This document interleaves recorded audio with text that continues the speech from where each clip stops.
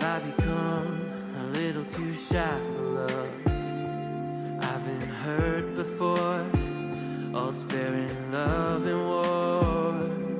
So I snuggle up close to the shell I'm living in. And if I let you in, another round begins. No, I'm spinning in a vicious cycle. I'm scared of doing something I'll regret. Maybe this is right, but I'm still staring at your silhouette. What if you're everything I need, the air I breathe? What if I'm incomplete without you by my side? What if I go against my heart instead of confessing from the start? What if I miss out on the life meant for us? I need you by my side.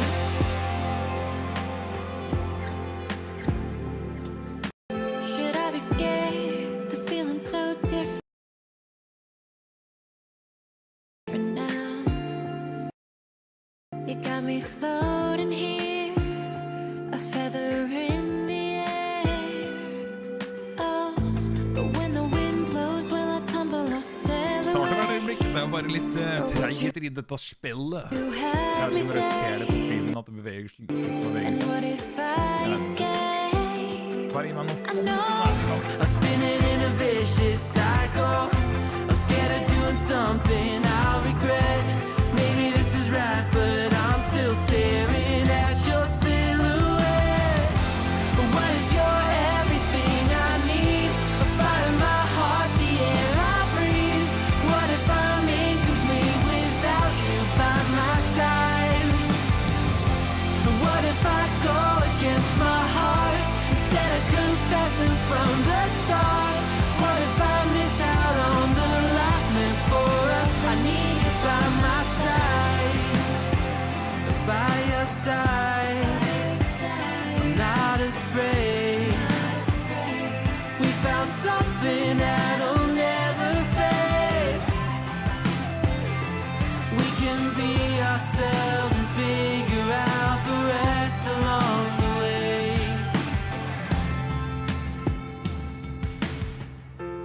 What if you're everything I need? A fire in my heart, the air I breathe. What if I'm incomplete without you by my side?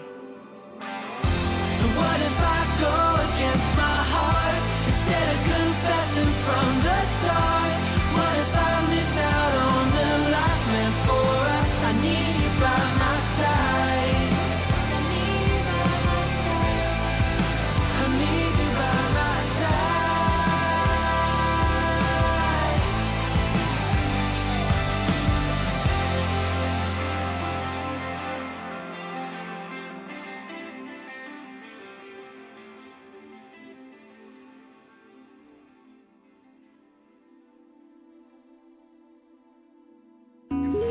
Thought I'd call you. It's been a while, but I just called to say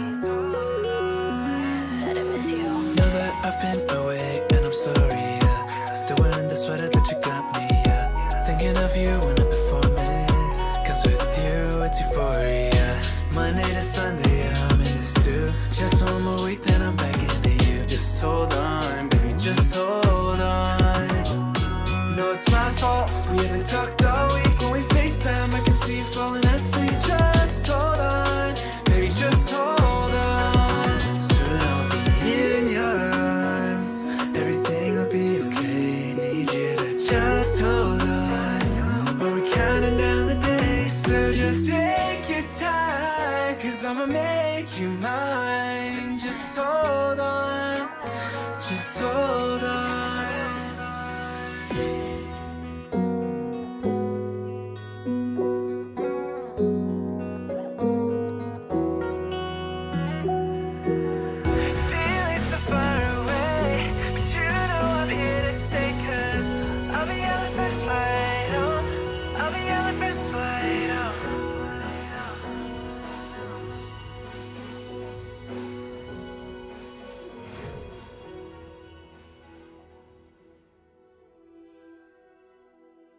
Glemte å sette på lyden, men det flott. Hei på dere! I'm sorry. Don't let me go. I'm sorry. I'm fucked, I Skal vi se, know. da er vi på. Vi skal vise dere, vi skal rett i gang med å spille dataspill. Skal vi se om vi får spille opp på skjermen der. Det bruker å skje etter et par sekunder. 1, 2 og 3. Nei, ikke i dag. Ikke i dag. Der ja, da er vi på. Hei, ha savnet deg. Har dere stoppet med blodet? Vi har nok en liten pause, ja, Milus Mus. We do. Jeg håper vi kommer i gang igjen snart, men jeg vet ikke ennå. It's not all up to me. Vi skal velge oss en ny karakter, og så skal vi finne ut av hvordan hus vi blir. Det var jo noen kule karakterer her da. Hvem skal vi være? Det her var mer meg. Jeg har valgt han her før, men han er jo ikke lik meg. Her kanskje? Er det ikke sånn der... En gutt med bolleskinn her da, kis. Der har vi en bleiking, ja. Ja, vi kan ta han. Dette er fint. Hvordan går det med dere? Går det bra? Rahatatata. Skal vi se her da, om vi kan skin color. Ja, vi er ikke så tan. Vi er bleik som en skink. Der har vi meg. Bleik som et uvær. Er ikke enig? Skal vi se om vi klarer å fikse noe facial hair også, ja. Jeg er ikke sikker på at det går, men...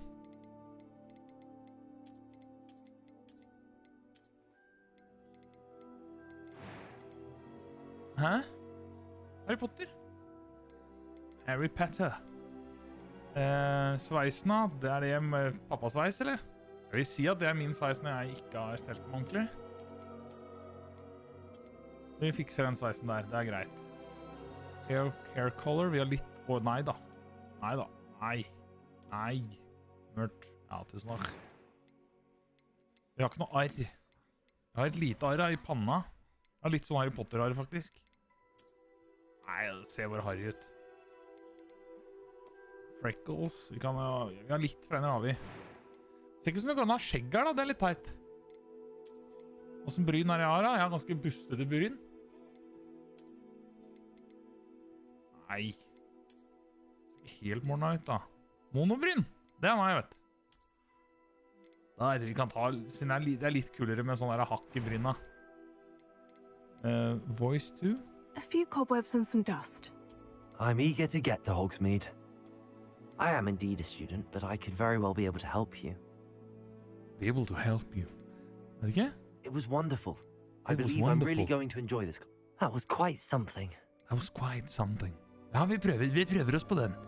Select your difficulty. Difficulty. Nei, vi tar normal. Det er sikkert heavy nok. Hva skal vi kalle oss for en chat? Har du noen tips? Oh my god, takk for at du svarte meg. Jeg gjorde nettopp hele kvelden min. Ja, men koselig da. Hei, må innom og si hei. Jeg er på hytta og lager middag. Jeg så dere var på hytta. Kos dere bare når dere ikke tenker på det. Hils gjengen. The boy who lived. Harry Potter. Fredrik Potter. Hva? Kan dere komme med noen tips, eller? The boy who lived? Ja? Ja! Harry Pappa, skal vi kalle oss det, eller? Vi kaller oss Harry Pappa. We are ikke en witch, we are en wizard. Yes. Vi tar rett og slett Harry Pappa. Harry Pappa er et fint navn. Carmen kom med et bra forslag her. Vi gunna på med forslaget til Carmen Gears.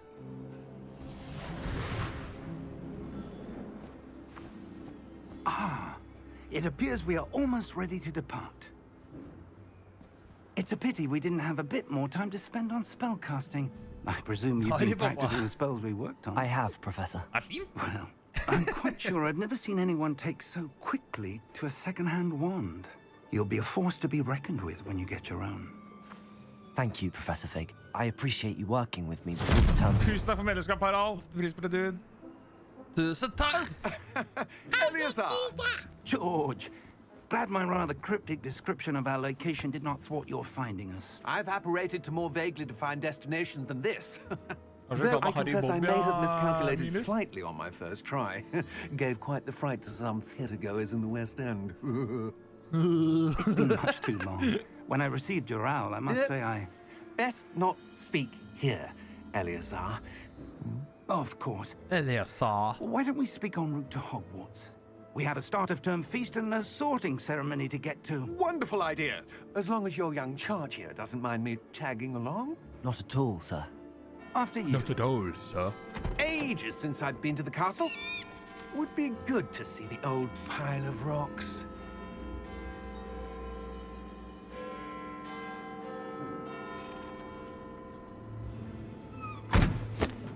Merkelig greier.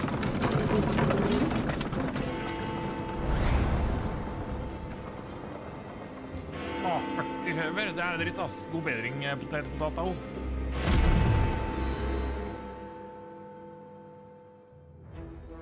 Hvilket type hus er det dere tror vi kommer til å velge, chat?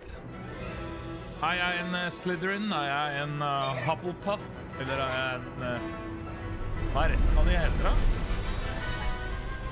Hæ?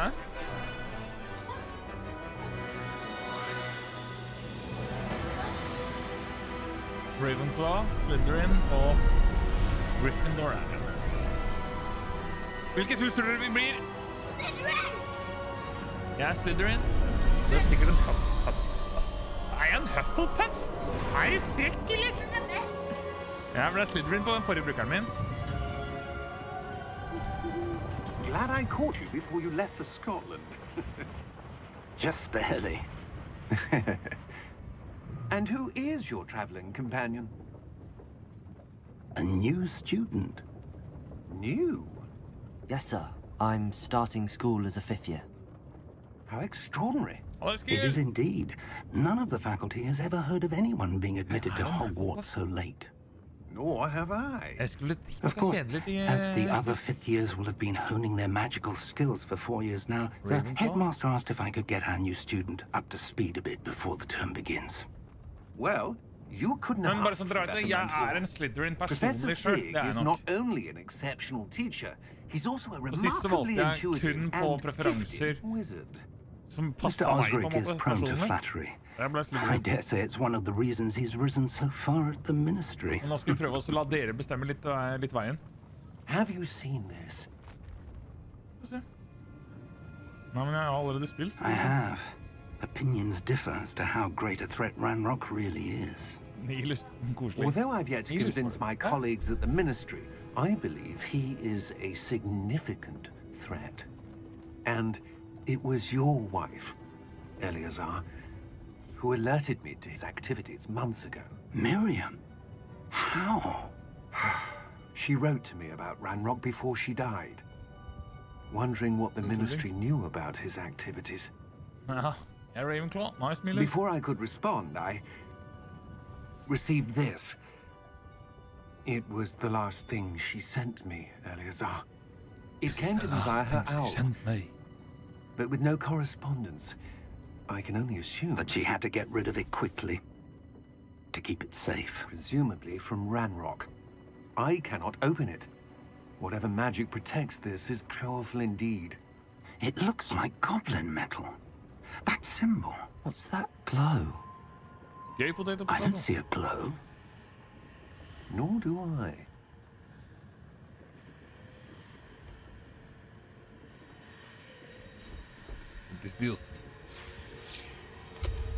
Merlin's beard. How did you... Wait! We do... What the heck? Det kan ikke huske fra det første. Hang on!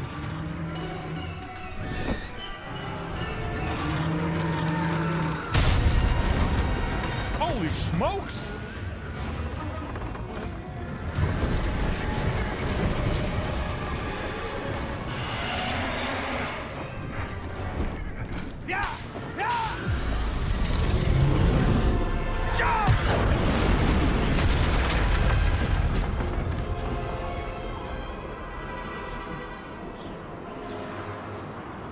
Nei, jeg husker, det her husker ikke jeg det hele veien.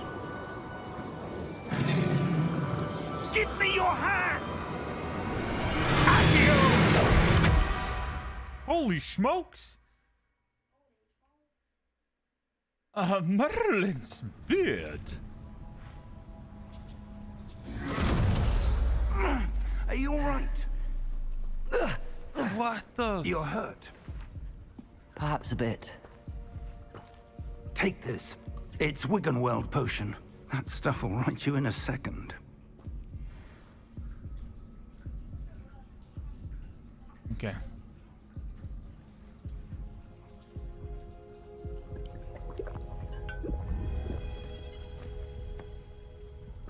What happened? Poor George. I can't believe he... What the hell got into that damn thing? Spilte det nok på feil Attacking a tidspunkt, Jørgen. carriage mid-air? A typical dragon would never... Hva med deg, Jørgen? Professor? Bra for lan? Sir, where are we? I'm not sure. But that key you discovered was clearly a port key. Port key? An item enchanted to bring whoever touches it to a specific place.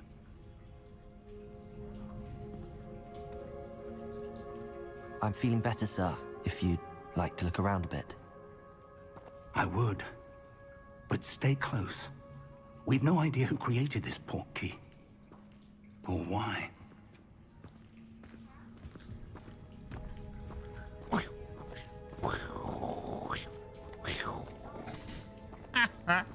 Du madre ritorno signora! Altså, nå starter for alle. Ja, nå kjenner jeg meg igjen. Men jeg husker ikke det første med dragen. How far did that port key take us? Farther from London than the carriage travelled. We're somewhere in the Scottish Highlands. Sir, those ruins. Do you The think... port key was meant to lead us there? I do. This has not been the day either of us expected. But Miriam sent that port key to George for a reason. And I believe that she, and now Howdy, George, Papa. died in pursuit of whatever it was meant to lead to. If you're sure you're all right, and wouldn't mind indulging me, I'd like to have a look around. Absolutely, sir. Good. Let's see if we can find a path, however faded it may be. Maybe. Come on. Let's run. Mind your step. Let's run. Where do you suppose your wife got the port key that brought us here? A good question. Miriam spent years searching for evidence of a long-forgotten form of ancient magic. Yes, for sure. Ancient magic? Klar. Yes, Det går bra om dagen. Ja, a men det er godt å powerful høre. magic wielded by a rare few that seems to have been lost to time.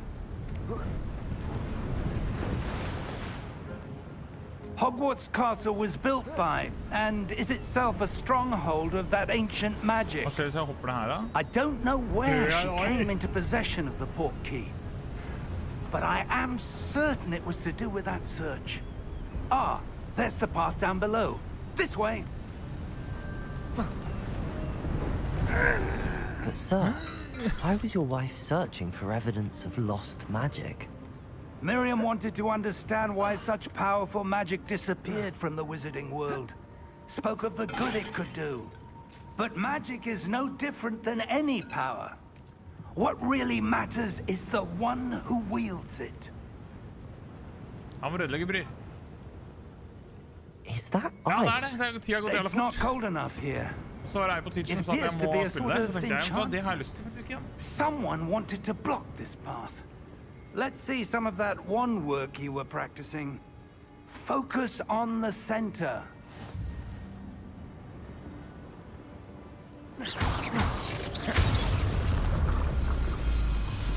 Å, fy fader, kall meg Harry Potter. Excellent.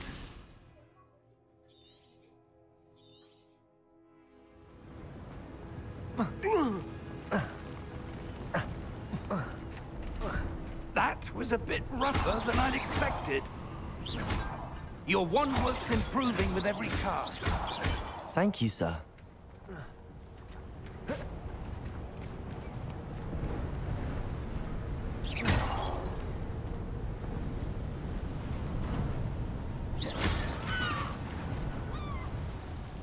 Ah, up there. Ja, hvordan faen? Der, ja. Takk.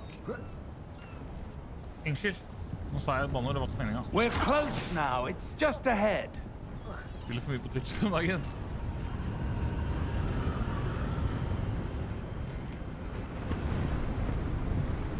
Nei, det er ikke skummelt. Kan vel være noe Steady skummelt yourself. innimellom, men det er basically ikke skummelt.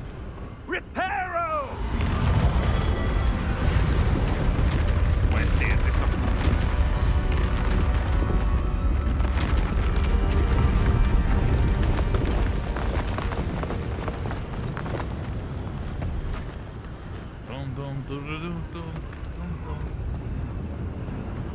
Almost there.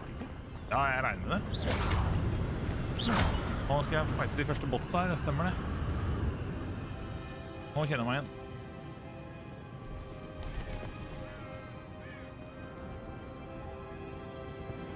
Why would someone have Lagger built det this for dere, by here? the way? I suspect they valued their privacy. That portkey led us here for a reason. Let's have a look around for anything that seems out of place.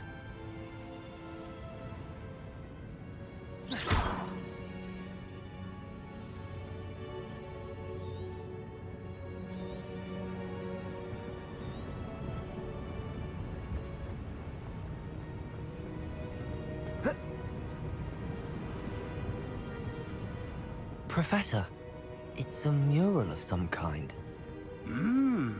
Perhaps our host was a noted seer. Interesting.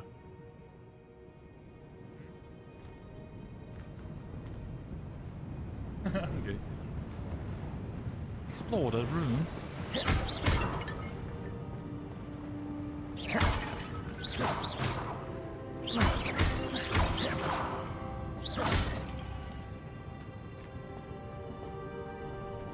Professor, this statue... This may have been his home.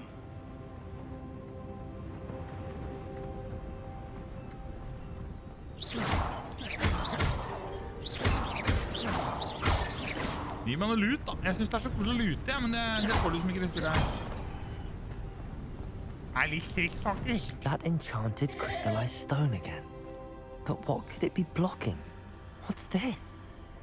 Professor Fig! It's a portal.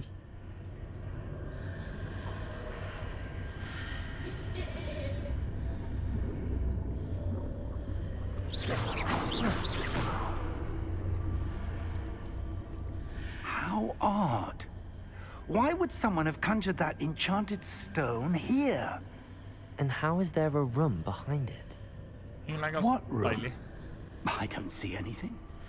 There's that glow again, like the glow on the portkey container.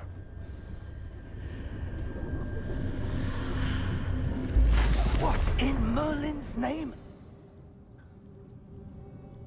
Godric's heart. Where are we? I don't believe it. Hello? Hello?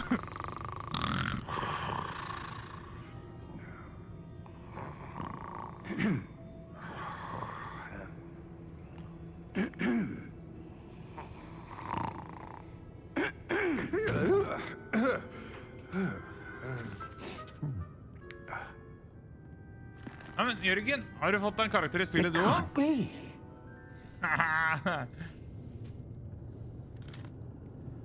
Just a moment. Just a moment. Oh. Where are we here?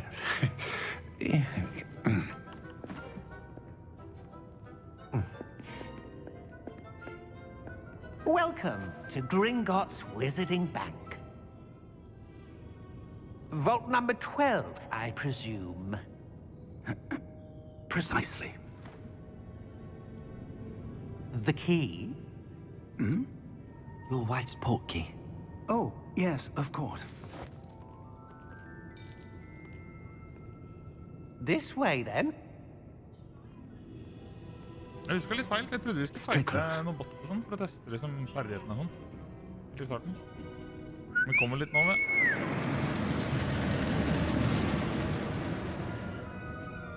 After you.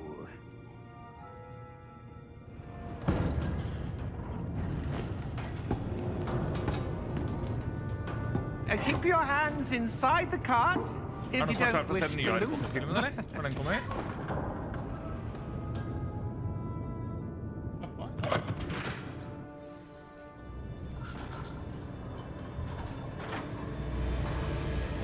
How many vaults are there in Gringotts?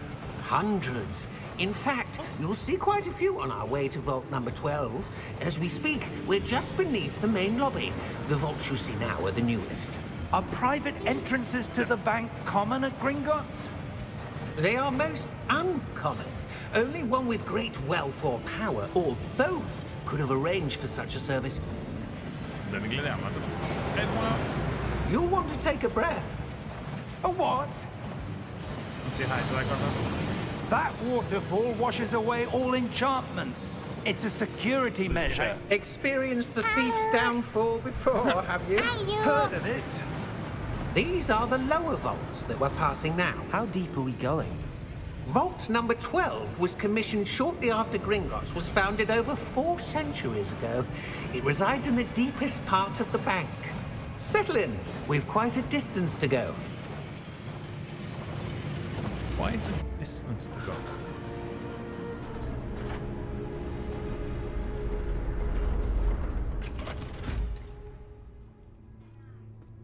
Vault number... Vault 12. Momentous day. On your way. Er det en ring med alle på armen, egentlig?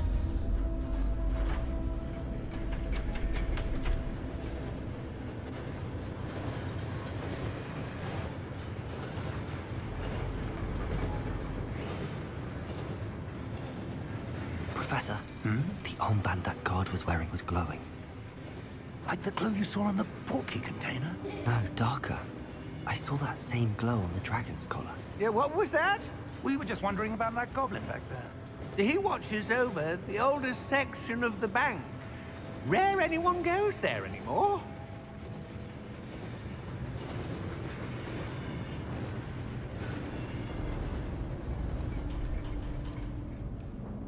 Og poker. Here we are. Jeg synes alltid spillet jeg synes de fleste spill som sånn storyline, de så treige I starten, for det så jævlig mye dritt du skal When gjøre. was the last time this vault was accessed? A goblin has been stationed at my desk for hundreds of years. In that time, no one has visited Vault 12. Until today.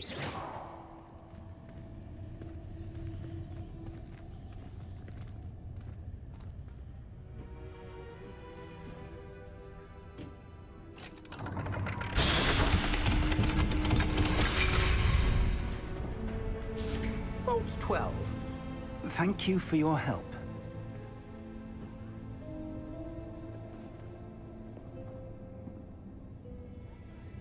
Så vi går inn her, chat. Har ikke noe valg. What do you suppose we should be looking for? I'm not sure. Sir, I wonder if you The might... instructions for Vault 12 indicate that I am to grant access to the holder of the key and then close the door. Wait! Yippee ass! Best of luck. Professor? That was certainly unexpected. Nå lager vi der bare spise blå mat. There must be something here. Blåbær. Revelio, perhaps? Blåbæryoghurt. Vanlig som Yes, blått, a revealing charm. No time da. Kan like jeg the lage blå present. pasta? Let's see what we're missing, shall we? Ready your wand and focus.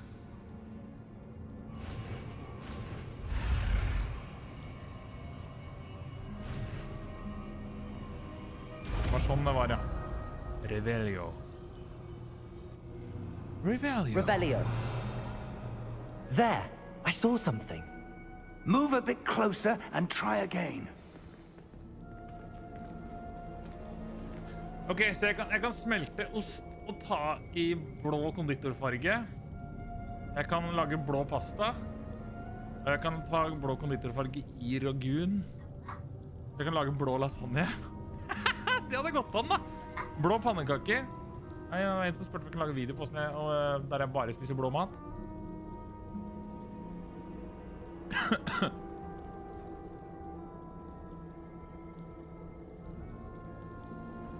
Der, ja. Har lagd mora di. Revelio. A door. Kødder. Well, that's a start. It's a There's start. that symbol again. I don't suppose you see a way to... I do, Professor. That symbol has the same glow as the one I saw on the port key container. If what you can see reveals the way forward, then I dare say we are about to discover the secret of this vault. Lead the way.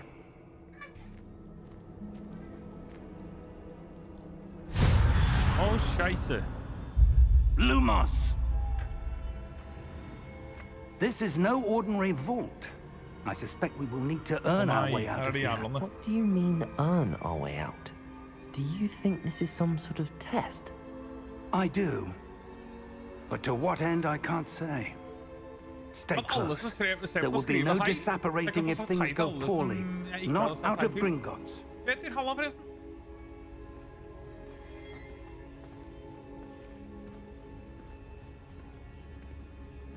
Står det 18 stykker der, men jeg tror jeg bare ser noen 4-5 stykker i chatten. Jeg vil bare si hei til dere.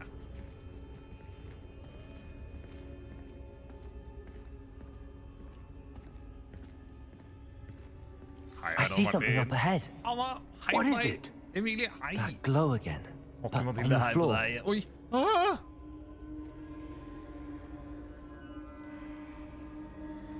Hva skjer her, Akil? Revelio. Revelio. Din firework er på. Fy fader, kom igjen da. Lumos! What happened? When I moved towards the glow, it suddenly seemed as if the ground was swirling about. Are you all right? Yes, sir. I'm fine. You seem to have caused the floor to change. That statue? What statue? I see some sort of statue, but only as a reflection in the floor. Revelio. I presume this is what you saw reflected in the floor. It is. The reflection's still there, but the statue's positions don't match. Wait. When you moved, the reflection turned in the direction of the light. Dette her er space, ass. Perhaps you should cast Lumos. Sjukt fra langt. Åh, shit.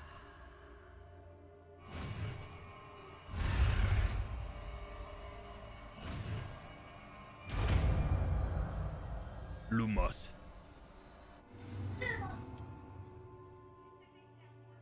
Lumos. Well done. Now the reflection is turning towards me. It does follow the light.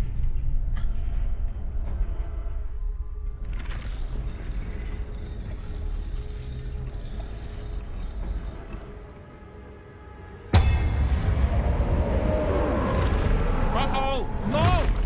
No! Avadra, avadra! Jeg kan ikke spille den, jeg husker ikke hvordan de sier det. Look out! Wow! Protego! Protego! Accio! Descendo! Levioso! Deposo!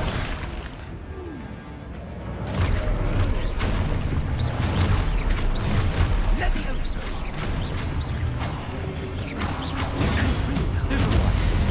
Exposo! Deposo! Descendo! Levioso! Stupid one. Å, fy fader, det er stress, ass. Contago! Exposo! Det er så jævlig god troll, mann. Stay close! Stay close! Protego er litt mer potato. Lumos. Ja, tusen takk. Hvor er han, professoren? Professor! Professor Fig! Professor, where are you? This isn't good. Where am I supposed to go? What's happening? The wisps of magic seem to be leading me somewhere. Lumos. Siste. Denne veien.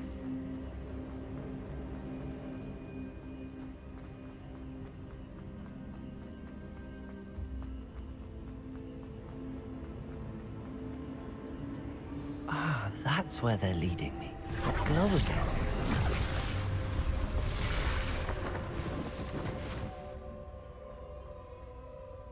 Where is he? Uh-oh. Revelio. I suppose I'm on my own this time. Nei, jeg liker ikke det her.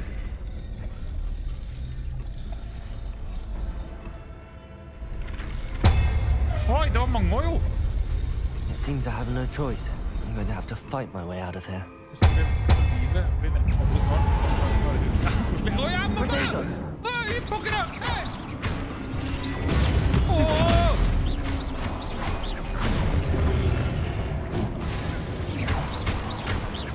Hvor mangler det? Halla! Ella! Hei på deg! Oi, jævla hur det går! Mamma min barn. Ku. Nice, ok. Good. Nei, det er flere. Hei, gutter, hva skjer da? Kan ikke spille litt da? Spill litt da. Ja, vi gjør det. Kjør på til.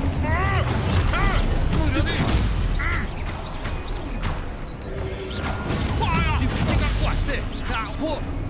Halva Harry Petra. Potato! Stupid!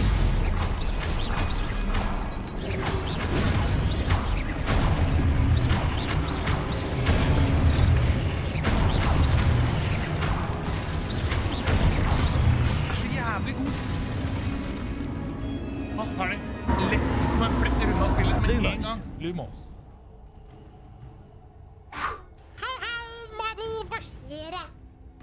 Ja, det er veldig koselig å høre, Emilie, så jeg prøver å svare de fleste. Når det er rolig sånn som nå, så er det veldig lett. Er det kaos, så er det ikke alltid like lett. Da kan du tenke deg hvordan det er for de som har mange flere. Vi splinta, stemmer det. Her skal vi bort nå. Rattata.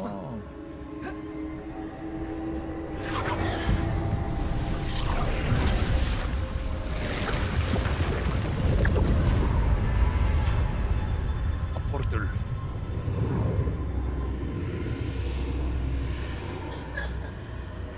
Hvor er Marie? Har du fått vaska?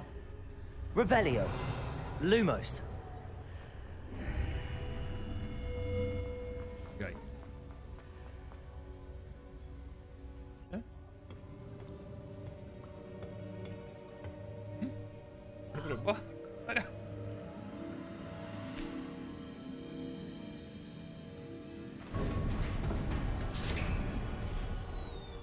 There you are.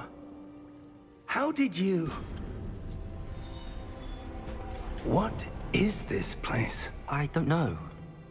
But I found this floating above that basin. That is no mere basin.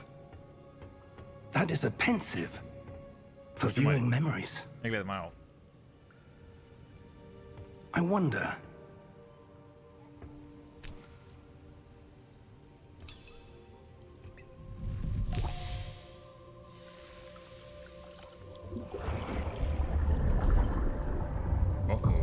Follow my lead.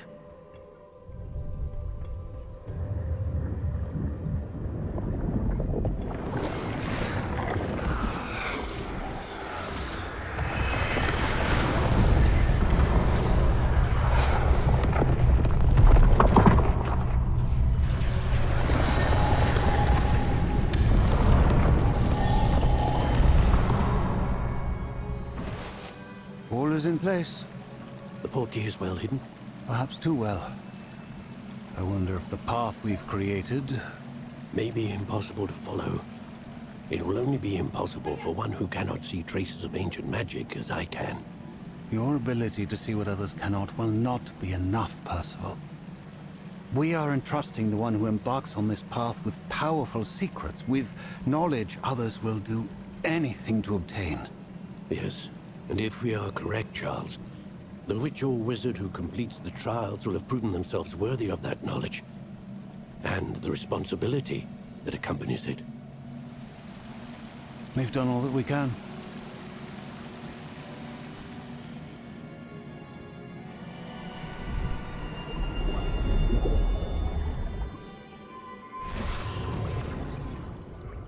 That's what you're seeing. The glow that surrounded them. Yes, sir. Astonishing. Can I see magic? Traces of an ancient magic, to be precise. The magic that Miriam had always believed existed, but could never. Miriam, and perhaps George, died in pursuit of knowledge that has been dormant for centuries. And you, it seems, are the key to understanding why. We were... It all looks rather different than it did a moment ago. Someone's coming. Who were they? I don't know. But, sir, you shouldn't be in here. I was right. Ranrock. Seems my reputation precedes me. I was beginning to think no one was ever going to visit Rackham's vault. And why are you here? No need for that. Just give me whatever it is you found here and we can let bygones be bygones. Å, fy fader. Sir, they have the key to the vault. Men plutselig synger hver gang du blir redd. Choose your next words wisely. I only meant that the instructions to Vault 12 were quite clear. Sir, I must insist. I was to grant access only to one with the key, and you didn't have it. Nei, vær snill, dere. I have no patience for traitors. Now, where were we? I'm not giving you anything. Well, perhaps your young friend here will be more helpful.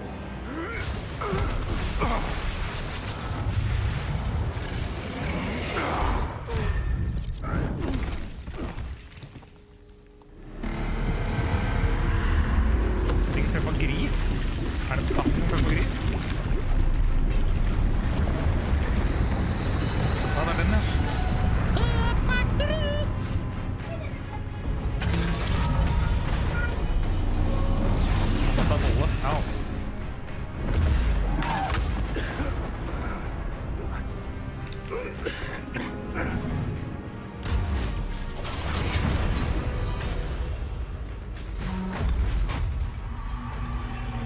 I know a way out.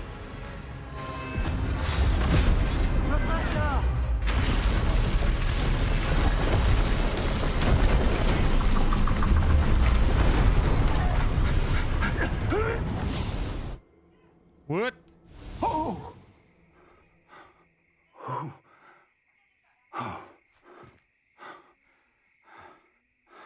Are you all Ja, right? får du tatt seg halsdrops? Fine, sir.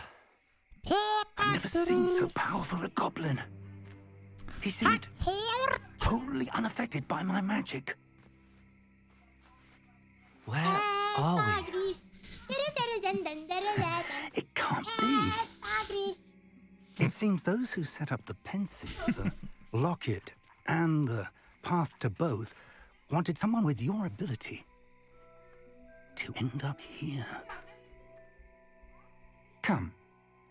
We have a sorting ceremony to get to. Ja, no shit at vi har det.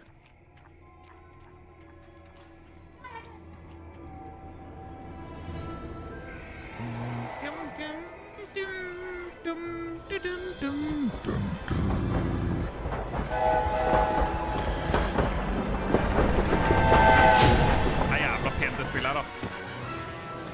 Helt sykt.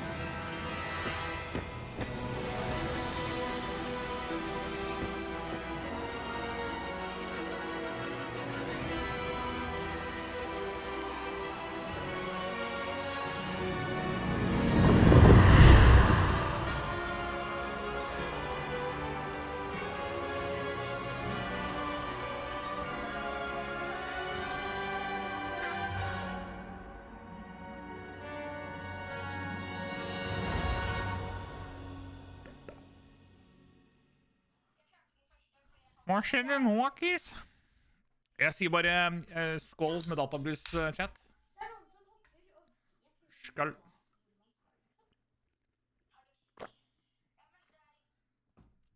Det vet vi ikke, Naud. Jeg har vært i Slytherin tidligere. Personlig så er jeg nok en Slytherin. Men vi får se. Jeg skal prøve å ikke velge sånn som jeg vanligvis ville ha valgt. Vi kan prøve å finne noe kult. Skål.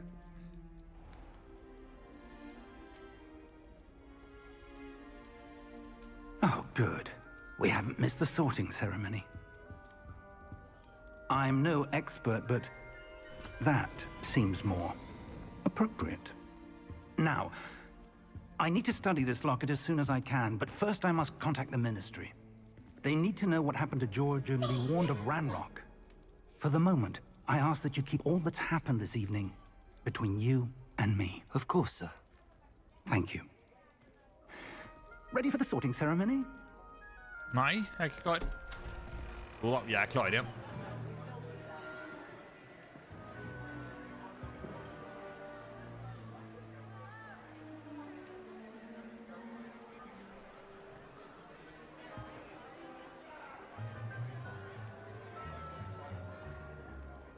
Phineas, Nigellus, Black.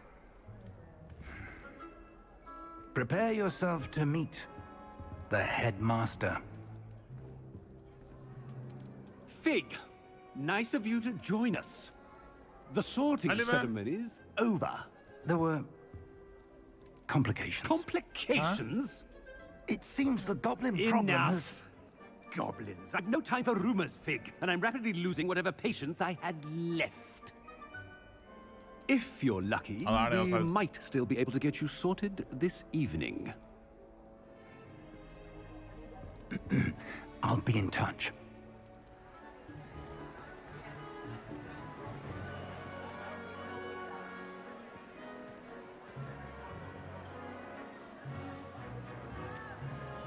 Bare se, jeg skulle ønske jeg kunne levd i den verden selv. Professor Weasley, we've one more to be sorted. Welcome. You're just in time. Have a seat. Jeg hører hva du sier. Ja, det er koselig.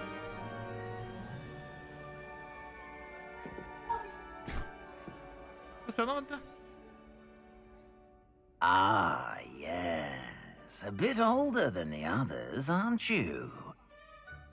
You come here with preferences and preconceptions. Certain expectations.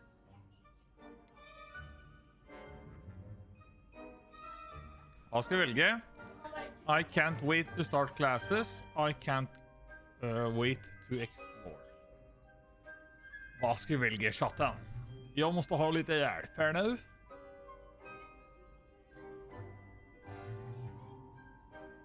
Nei, men Karin forstår ikke hva det betyr, vet du.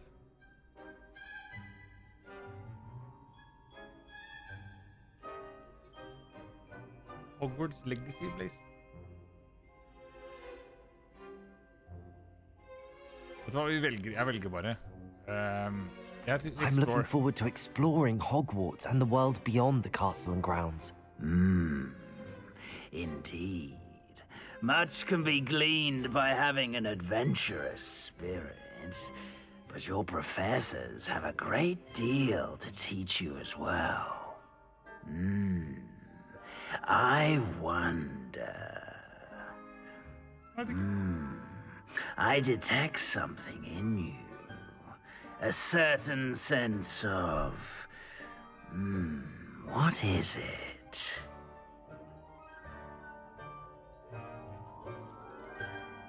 Loyalty. Eller curiosity. Jeg er usikker hvem av dem som gjør oss til hva. Ambition, det er Slytherin. A sense of loyalty? I believe myself to be a true friend. I know I value that trait in others. You do not give up easily, do you? You are undaunted by challenges that lie ahead. And your loyalty to a friend delayed your arrival here this evening. Perhaps you belong in Hufflepuff. Nei, dø. Det er ikke noen Hufflepuff, jeg. Escape. Hva skal vi bli? Jeg har lyst til å bli Gryffindor, jeg. Jeg er loyal til Gryffindor, jeg. Possess a willingness to forge ahead alone when you must.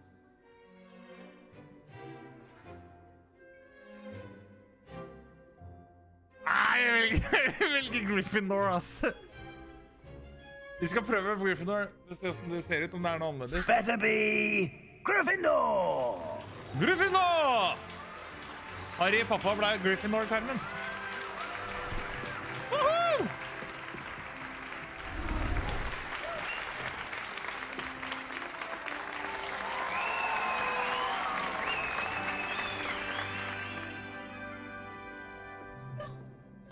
Oh, and one more thing. Due to the unfortunate injury on the pitch in last spring's final, this year's Quidditch season has been cancelled. Enough! It's not as though I've banned flying altogether, but don't tempt me.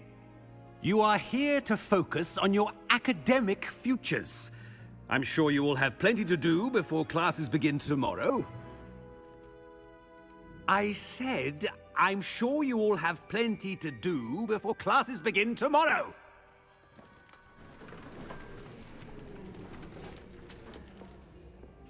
Quite an entrance. It's lovely to meet you. Professor Weasley, would you be so kind as to show our new student to their common room? I shall see to it, sir.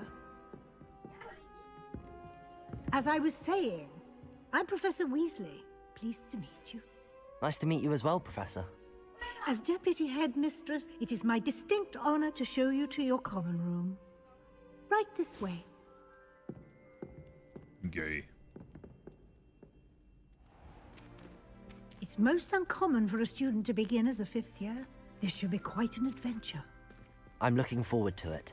I remember the first time I entered the Gryffindor common room after being sorted. You were a Gryffindor? I am a Gryffindor. Never could remember the password when I was a girl, however. Password? Password? The password is Grata Domum. Grata Domum. You may enter. Om det funker her. Well done. Now, go on in and get some sleep. You have a big day ahead of you tomorrow. I shall be back in the morning to collect you for your first class. Thank you, Professor Weasley. You're welcome. I hope you enjoy your first night at Hogwarts. Sleep well.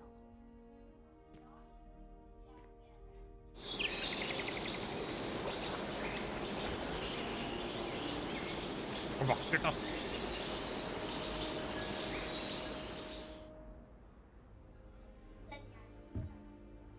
Looks like everyone's gone. Better head to the common room.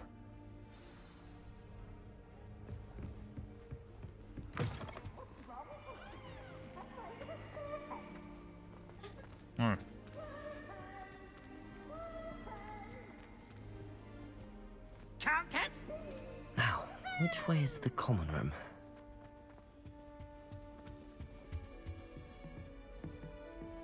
Jeg har ikke peiling.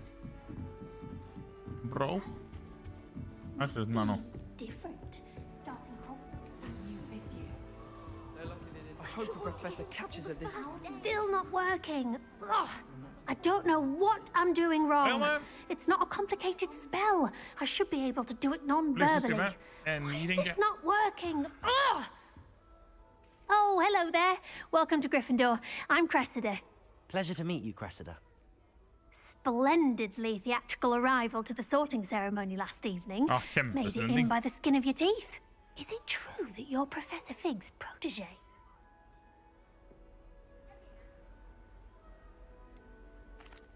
No, I merely studied with him briefly before we arrived. Blast! I was hoping he might have given you some advice on non-verbal casting. Is that what you were trying to do just there?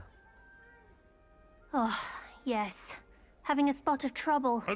I've mastered the charm using its incantation, but this is proving a bit trickier. Don't worry, you'll get it in the end. Oh, I hope so. If I can get it, Professor Ronan's sure to be very impressed. I'm just going to keep at it.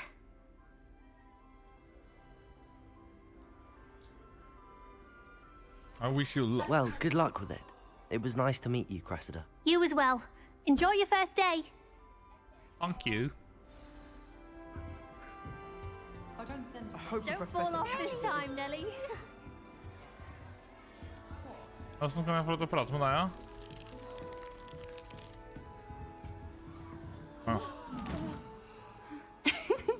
Why is everyone so highly strung? It's perfectly safe. Well, hello. Don't mind me. I find it helpful to change my point of view now and again. Put things in perspective. Once I made it to the top of Gryffindor Tower, from the outside, without a broom. Goodness. I'm Nellie, by the way. Nellie Ogspire. I've heard rumors about what happened to you on your way to Hogwarts. Is it true? About the dragon? Yes, our carriage was attacked by a dragon. Crikey! I can't believe it. How thrilling. And also terrifying. Anyway, you've certainly brought some much-needed excitement to Gryffindor. And Hogwarts, for that matter. I'm sure I'll be seeing you around, either in our common room or when you scale your next tower. You never know. Bye for now.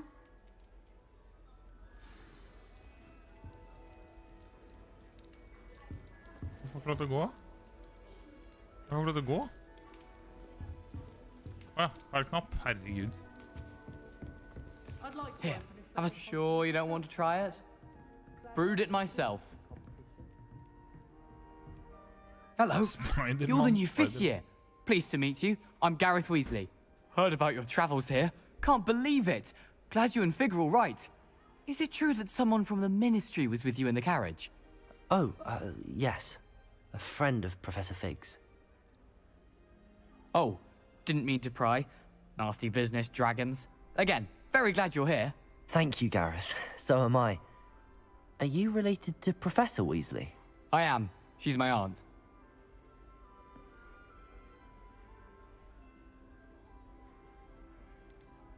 You must be able to get away with anything. The opposite, actually. Aunt Matilda tends to treat me as if I'm a first year. Keeps too close an eye on me. It's all a bit suffocating, to be honest. Still, she means well. And she's an incredibly powerful witch. She'll have your back. Well, it was nice meeting you, Gareth, and thank you for the insights on your aunt. Pleasure to meet you as well. Good luck today. New Gryffindor. Professor Weasley's waiting for you outside the common room.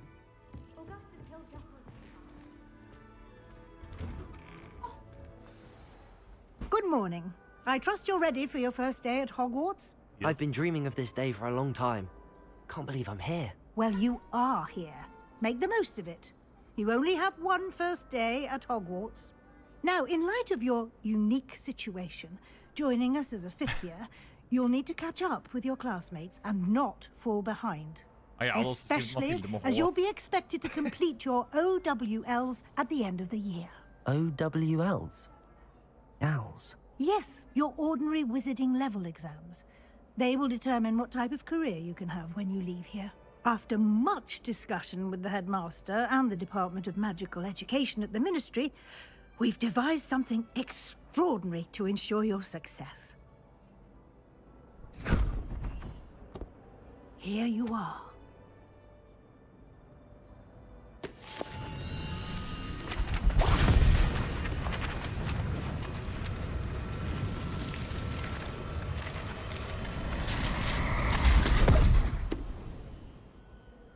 What is it? It is a wizard's field guide. It will help you to keep track of what you are learning so that you master all that's expected of a fifth year. You would be wise to take full advantage of this exceptionally valuable resource.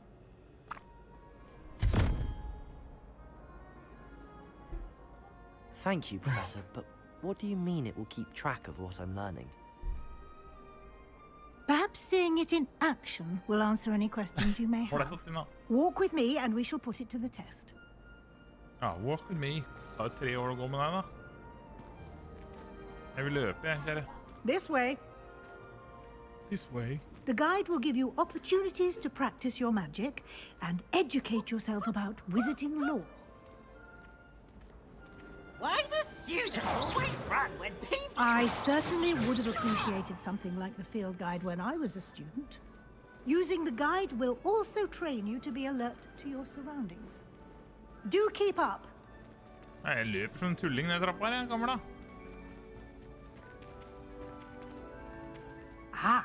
The guide appears to have some information for you about that painting of poor Barufio. Revelio. Lumos. Simply cast Revelio. Revelio. And we'll see what the guide says.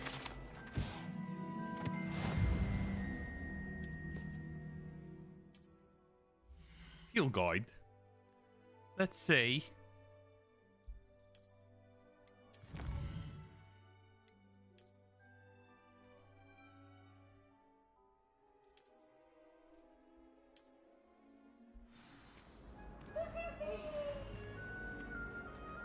Clever, isn't it? Keep your eyes open for more opportunities like that, inside and outside. Revelio.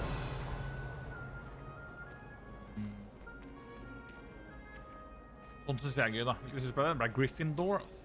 Alle dere fine gutta. No time to waste. You've classes to attend.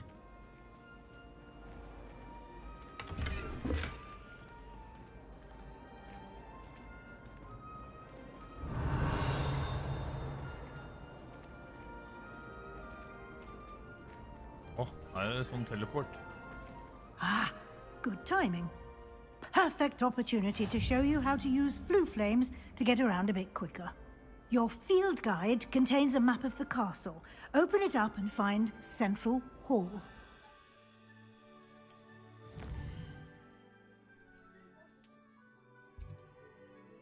Central Hall?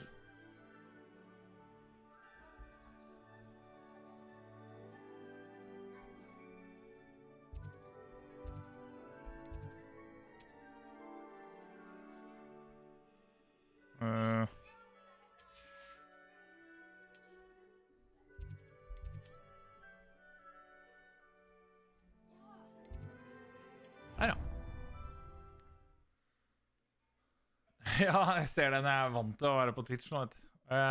Ja, nei, altså... Jeg savner YouTube, samtidig som YouTube er tungvint for meg. These stairs lead directly to Central Hall. Men jeg har ikke tid. You can get almost anywhere in the castle quickly from Central Hall. Uansett. Men på kvelden så always something happening here. It's the heart of the hive. Our King's Cross station, so to speak. Revelio. That should be all for now. Thank you. You'll be expected to attend both Charms and Defense Against the Dark Arts classes today. And I'd like to be sure you get to Hogsmeade as soon as possible to replace the supplies you lost on the way here. Thank you, Professor Weasley.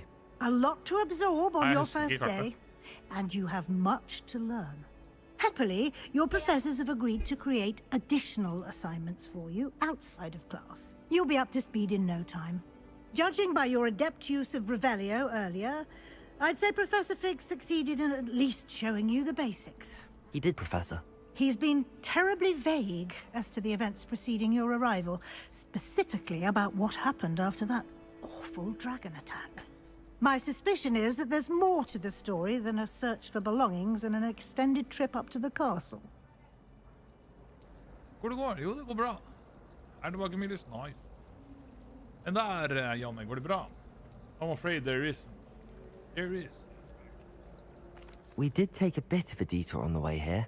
Ended up exploring some ruins and... I shouldn't say more. Exploring ruins? Well, I presume Professor Fig has his reasons for keeping the details to himself for now. Speak of the devil, Professor Fig. Your ears must have been burning. Oh? Yes. You seem to have provided our new fifth year with a solid foundation in the basics of spellcasting. Ah, I'm afraid I can't take all the credit there, Professor. They've a rare aptitude for magic, it seems. Well, I'm just glad you both arrived in one piece. Perfectly good boats and carriages to Hogwarts, and you chose to fly in the path of a dragon. I wouldn't say I chose the dragon's path, Professor. Rather unfortunately, it would seem that it chose us. Very well. Enough chit-chat. I need to get to class myself. Might I rely on you, Professor Fig, to explain the details of the field guide's map? Of course. Thank you. Good luck today. And remember to use your field guide. It will be invaluable to you. And invaluable to me, as I'll be using it to keep up to date on your progress. Yes, Professor. Come and find me in my classroom after you've attended both classes today, and I'll explain more about those assignments I mentioned. And we'll see if we can't get you to Hogsmeade for those supplies. Revelio.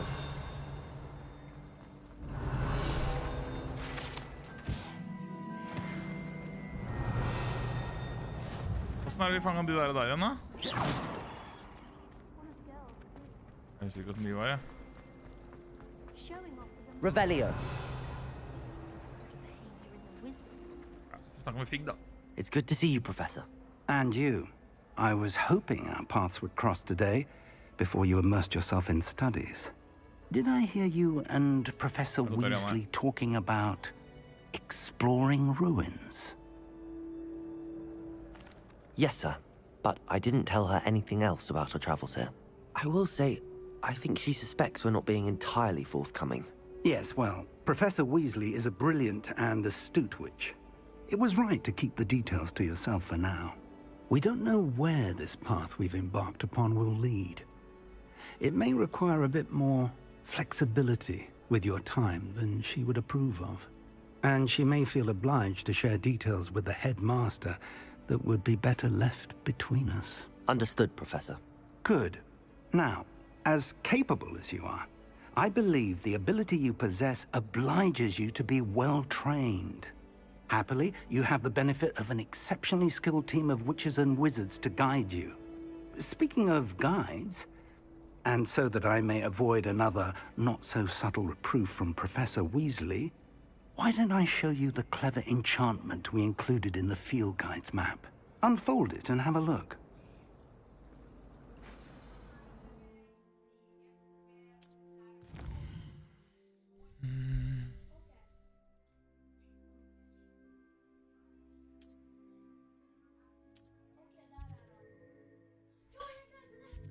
Akio. Det den vi må lære først. The map is enchanted to help you find your way. This will be incredibly helpful. Thank you. Now, sounds like you've quite a day ahead, what with classes and a trip to Hogsmeade for supplies, including your own wand. You'll enjoy Mr. Ollivander. He's an exceptional craftsman and a good friend. I shall reach out when I have more information about our mysterious locket. For now, focus on your classes and pay attention. More than your owls may hinge on the magic you are able to master within these walls. Yes, this luck.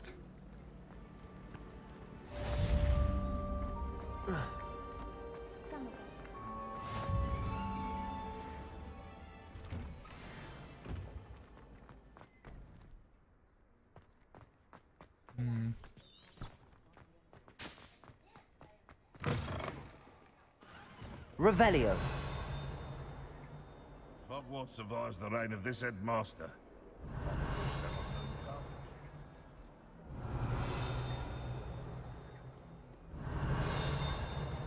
Det var ikke noe spennende. Vi går opp. Vi går opp. Vi går opp. Hæ? Det ikke noe her?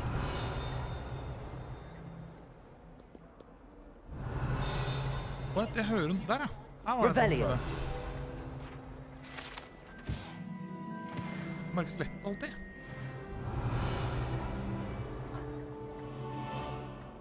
Når jeg hører pling, så det noe der. Hallo, der ja. Hei, hei. Revelio, senior Kaka.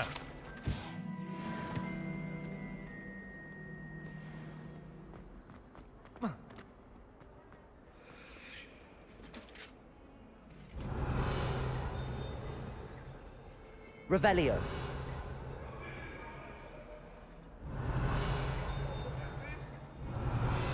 Now, Annabelle, it was a long time ago. What do you want?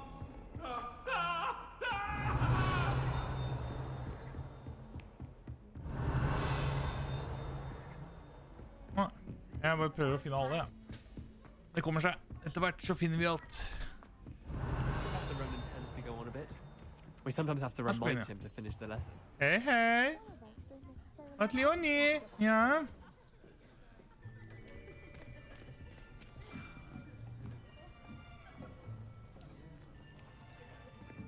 Noen ting tar litt tid, synes jeg, i det spillet her. Behind you. There is an open seat here. There's an open seat here. Hello, I am Nettie. So you are the new student. Have you met Professor Ronan yet? Shall we begin? Welcome to Year 5 of Charms. Now, this will be a crucial year in your education on the art of charm work. But I am confident we will take hold with the passion and rigor requisite of such a challenge. Right, now, everyone, please open your textbooks to page 517. But before we begin, can anyone here tell me the difference between the incantations of the color change and growth charms? Anyone? Anyone? I am afraid it is too late to study now. My, the summer months must have really taken a toll on you all. By the looks of it, you all spent your holidays practicing Obliviate on one another. Do you even remember how to perform a basic summoning charm?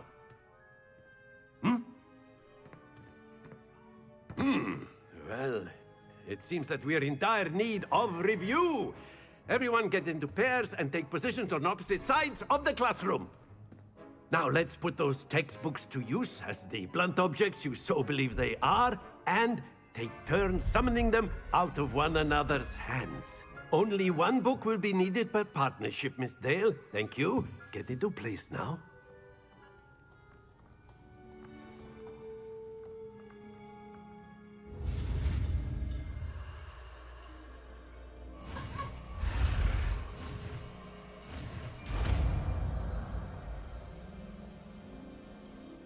Accio.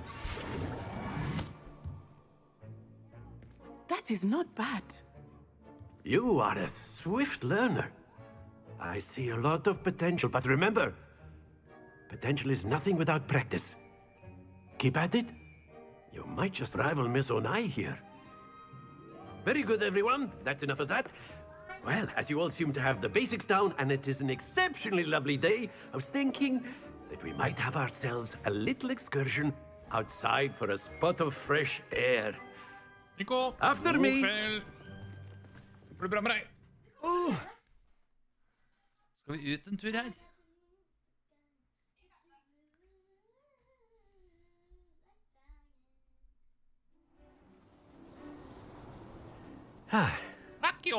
I've always found that fun goes hand in hand with mastery, as I'm sure the Quidditch players amongst us would agree. So, what better than a bit of sport to put our prowess with the summoning charm to the test, right?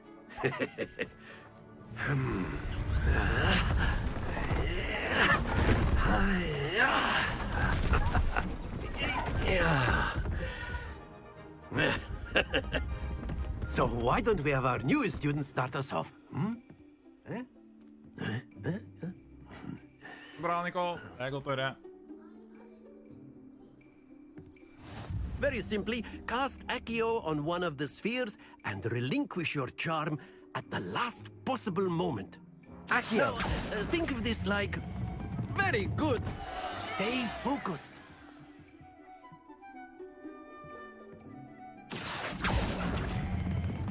Splendid! Ah, 50 det. Excellent control there. Gir et forsøk, da, ikke sant? Very good. Points to Gryffindor. But there's certainly no sport in playing without some friendly competition. Miss Onai, would you care to give our new student a bit of a challenge? Come on up. You'll be the blues, just as before, and Miss Onai, you are playing red. Clear? Yes, sir.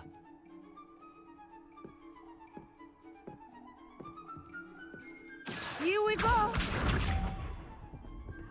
Hva er det han i gang?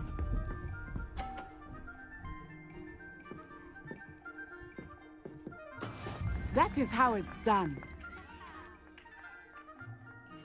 Accio.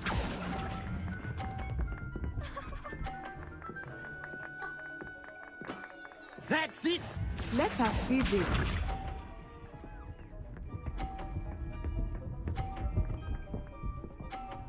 Stikkamera. Yes!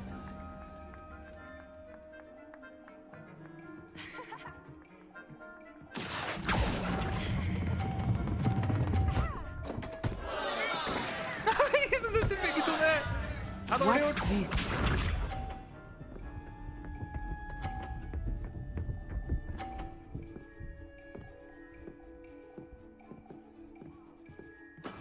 There we go. Dette bæsj, ass. Dette skikkelig bæsj, faktisk. Accio. Nei, ikke dytt opp på 50, da. Nei! Brilliant.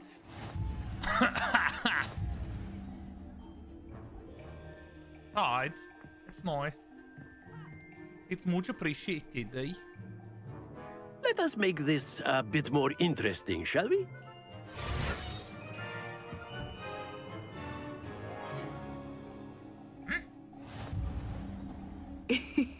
I think we are well past interesting at this point. I'll say. Enough chatter. Focus now. You will need it. This round settles it all. Here we go.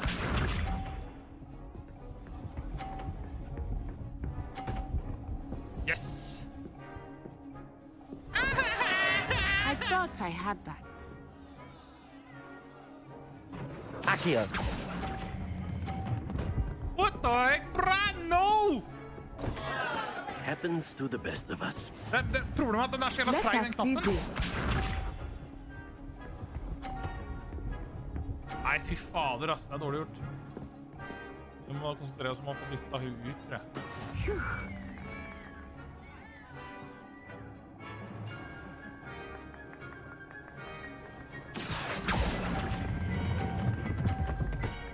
Nei! Splendid! Det dårlig. Hei, Anton. Watch this. Jeg kommer til å tape. Nei, så dytter han meg ut nå, da. Heldigvis ikke. That is how it's done.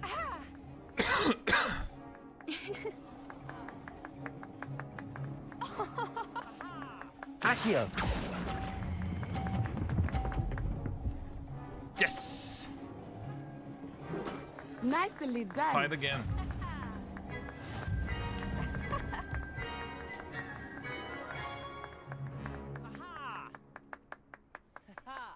Jeg vinner ikke.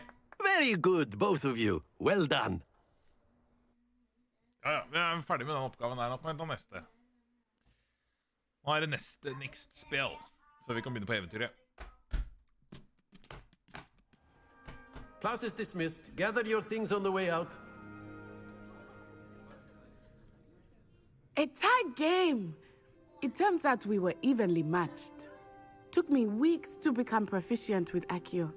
Took weeks for me to get anything right when I transferred here. It gets easier, I promise.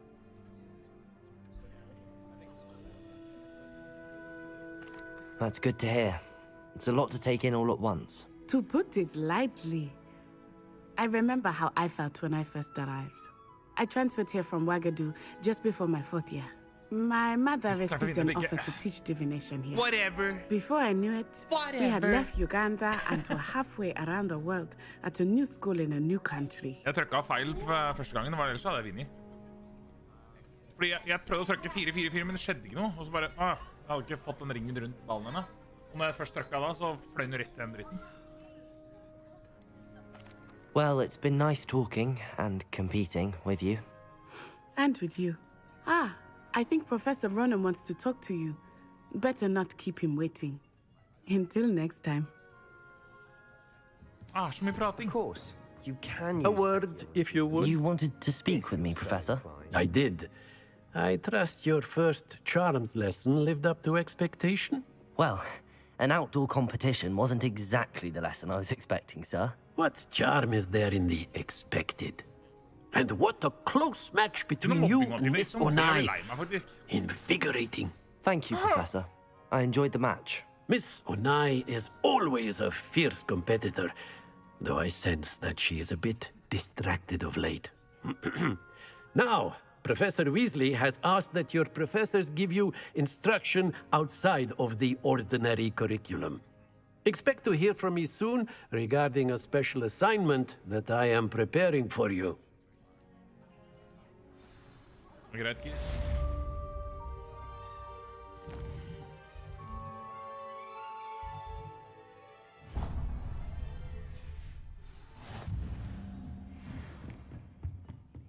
Hello there.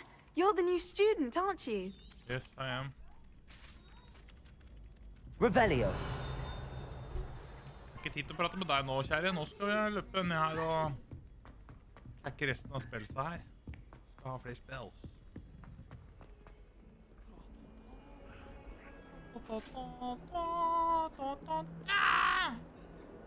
Kom igjen.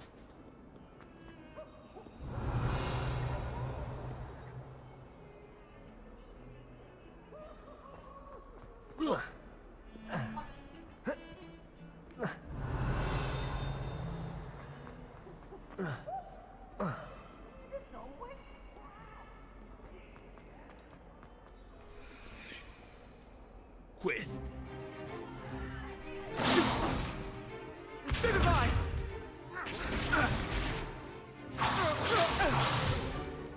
Is that all you've got? Levioso! Professor Hecate! Perhaps you'd be good enough to blast each other to pieces in your own time. I get new students every year, but I only have one Hebridean black skull. It was a token from the Great Poacher Raid of 1878. No doubt you've heard of it.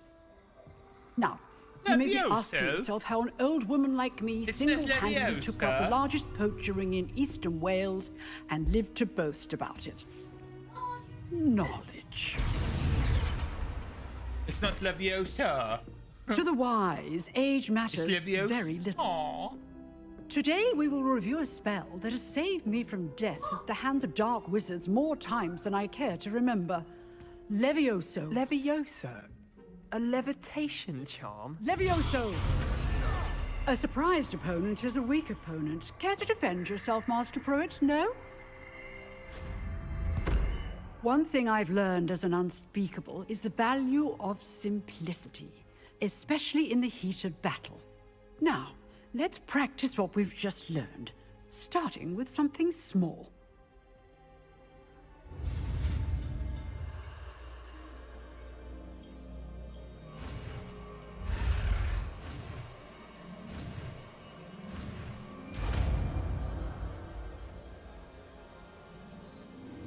Levioso.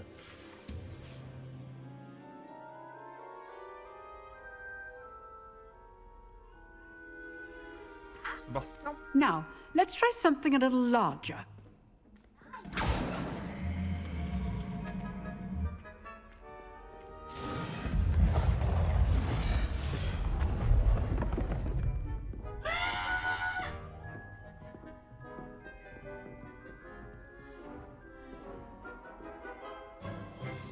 Let us begin with the basic cast. See how the dummy deflected your cast? This time, cast Levioso first, then the basic cast. Remember. Levioso. Good. Well done. Levioso.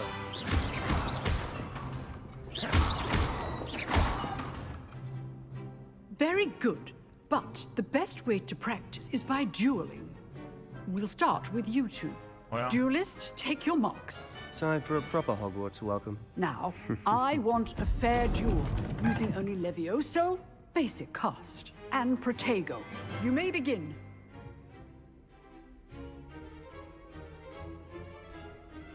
Levioso. This should Protego. be easy. Stupid Protego. Those things. Lucky. Nothing lucky about it. This can't be your first duel. Let's just say I'm a quick learner. I do enjoy a lively duel. Indisk mat, generelt indisk mat min favorittbestand, så har pizza. Italiensk og indisk, egentlig. Pizza, pasta, ja. I put you on the spot, Lasagna. and you rose to the challenge. Points to Gryffindor. Thank you, Professor Hecker. Glad to have the opportunity to practice. If what I've seen today is any indication, we can expect great things from you. I demand excellence from my students. They are capable of achieving it, and they must achieve it.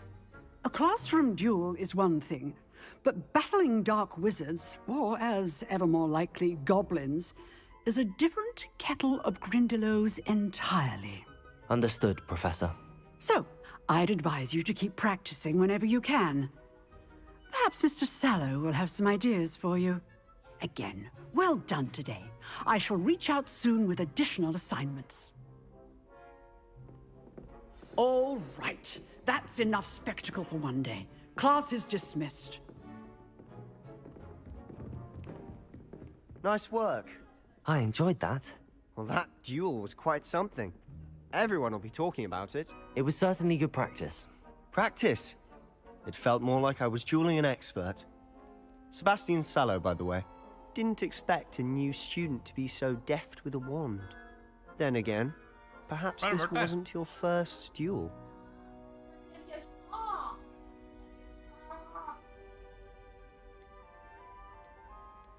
In fact, it was. Perhaps I have a knack for it. Be coy if you like, but I know better. Magic requires intention and talent. You know, you might be a perfect fit for a certain exclusive, unsanctioned dueling organization.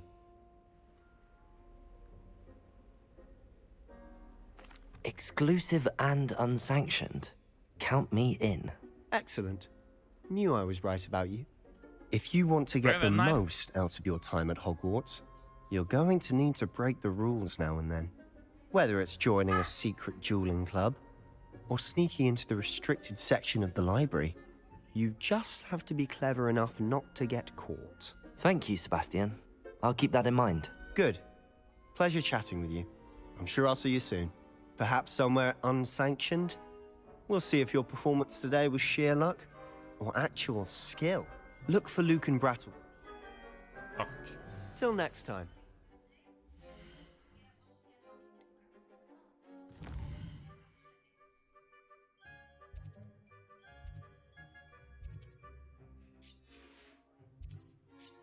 Okej, vi kan egentlig bare gå ut og begynne å lete.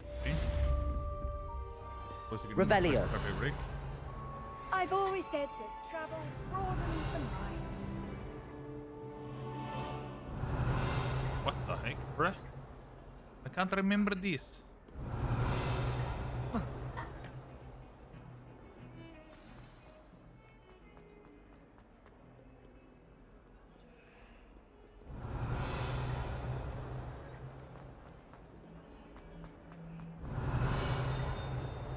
Never forget what that Hufflepuff girl Revelio. said, 1421. What lovely stone. Oh, that's class, that is.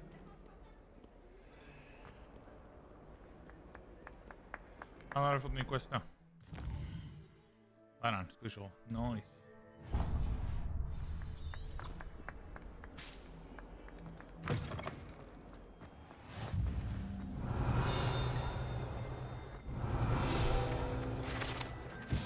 Ja, vi blir lagt ut, ja. Det gjør han.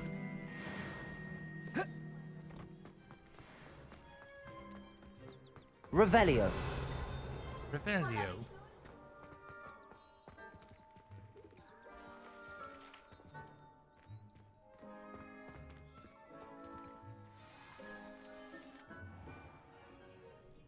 What about the room, Professor? I was thinking the same thing, Deke. Perhaps you could help. Oh, excuse, Deke. Ah, there you are. Oh, it is. I trust your first classes went well? They did, Professor. I heard as much from Professors Hecat and Ronan. Seems Professor Fig taught you quite a bit during your brief detour near... what was it you said? Some ruins? I'd wager there's a good deal more to your travels here than what you've told me. Nothing more, Professor. I see. Like trying to get a sonnet from a streeler. Regardless, you must continue to build upon what you've learned. In that regard, I've asked your professors to help hasten your progress with some extra assignments. A lot more work. I'm not sure I have time for extra assignments, Professor. You shall find the time. You'd be astonished to know just how much you don't know. In fact, Professor Ronan will meet you outside momentarily to assign your first one. Now, regarding the trip to Hogsmeade I mentioned earlier, we've arranged to replace the supplies lost on your way here, including seeds, potion recipes, and spellcrafts. Thank you, Professor. And Mr. Ollivander will connect you with the perfect wand. You've managed your classes well with a borrowed wand, but you'll find the magic you cast with your own wand to be far superior.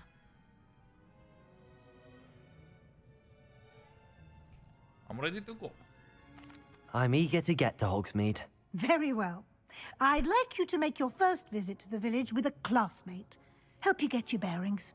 Perhaps Sebastian Sallow or Natsai Onai. I've noticed you spending time with them.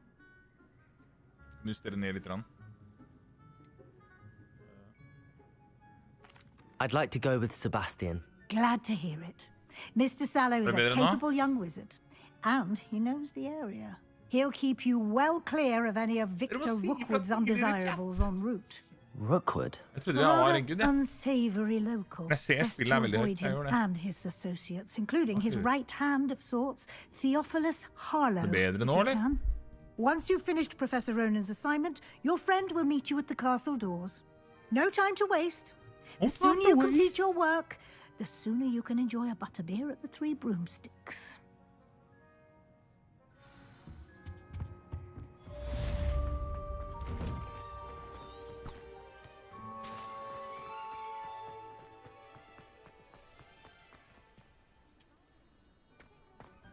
Ah, there you are.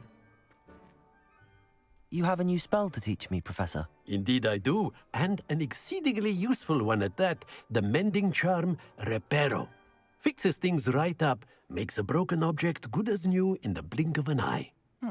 It seems as if that might come in handy. More frequently than one would imagine. As Professor Weasley mentioned, I am not the only one who will be teaching you spells outside of class in an effort to catch you up with your peers.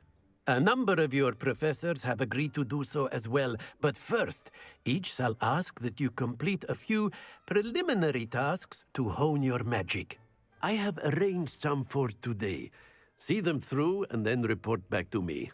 We will have you casting Reparo in no time. I'll start on the task right away, Professor. Reparo. This is the right area. Got it. Levioso! Hvor skallen, da? A flying page must be around here somewhere. Might some kind soul help me?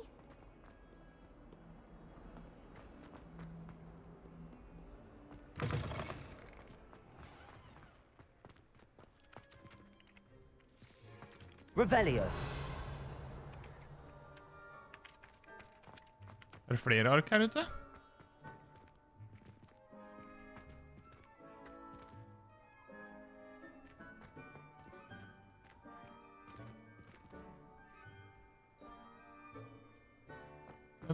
Ok, det er inne der, ja. Lumos. Revelio.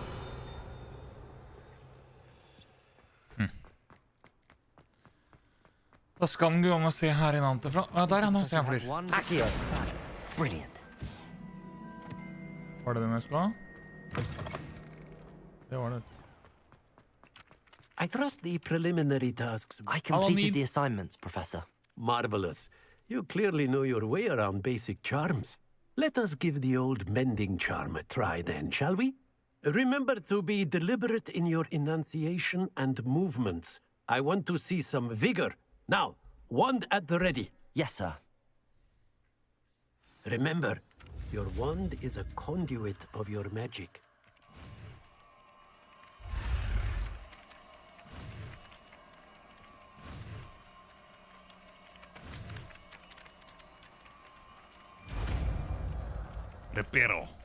Reparo.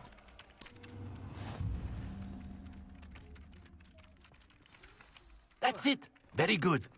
If you would like to practice mending something, have a go with that broken statue in the alcove by the water. It allegedly symbolized heartbreak.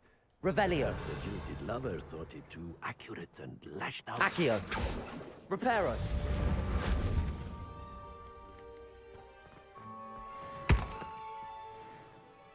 Accio. Reparo. Something quite satisfying about using the mending charm, isn't there? Accio. Reparo.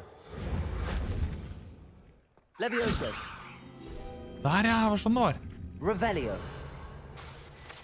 Aha, tusen takk.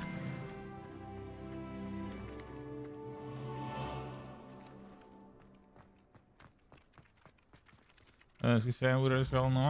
Skal vi hit ut i kanten her nå.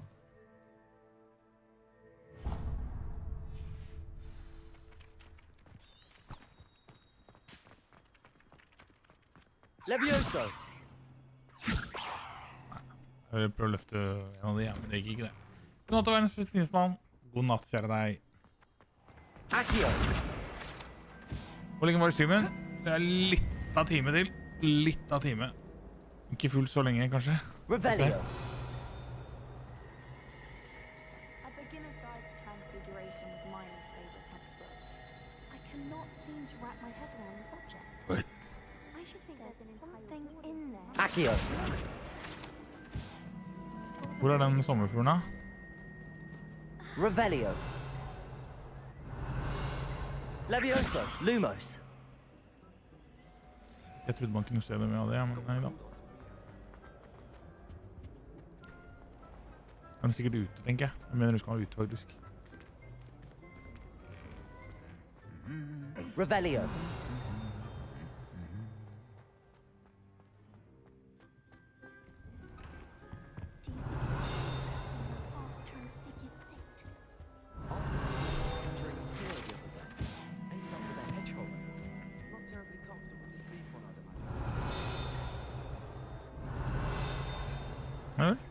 What?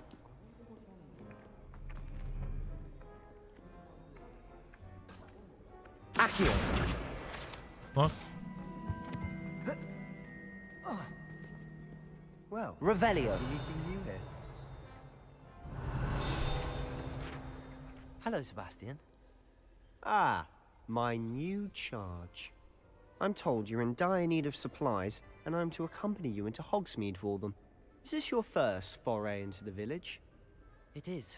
I haven't left the castle since I arrived. Well, I shall endeavour to be the very best of guides, then. Hogsmeade's a charming little place. Self-contained, too. We should be able to find you everything that you need. Shall we? Yes, we shall. Let's go there.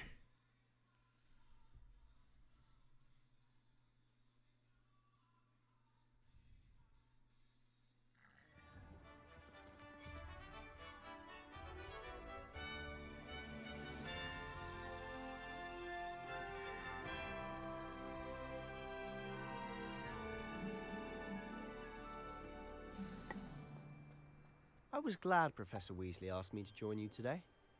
As am I. Thank you, by the way. Of course. You're the only one who's ever bested me in a duel. The way I see it, I'd be wise to keep an eye on you.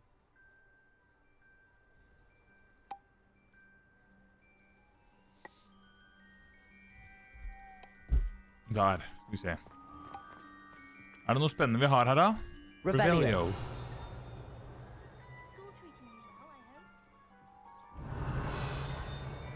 Det er spennende. La oss gå da, Kiss.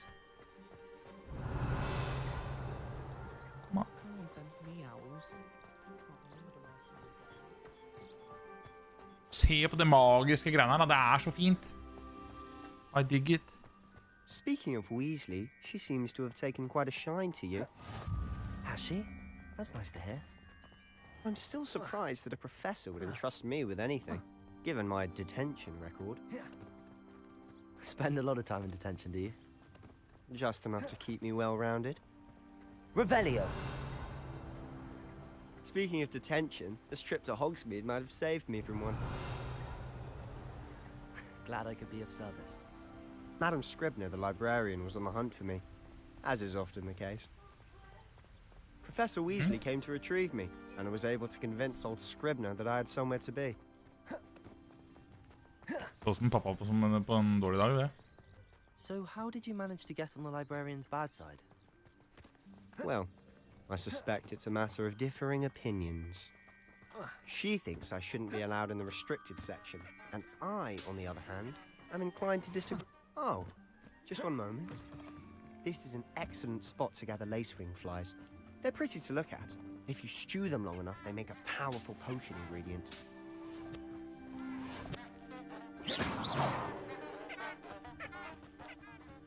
Ok, greit å ta med seg.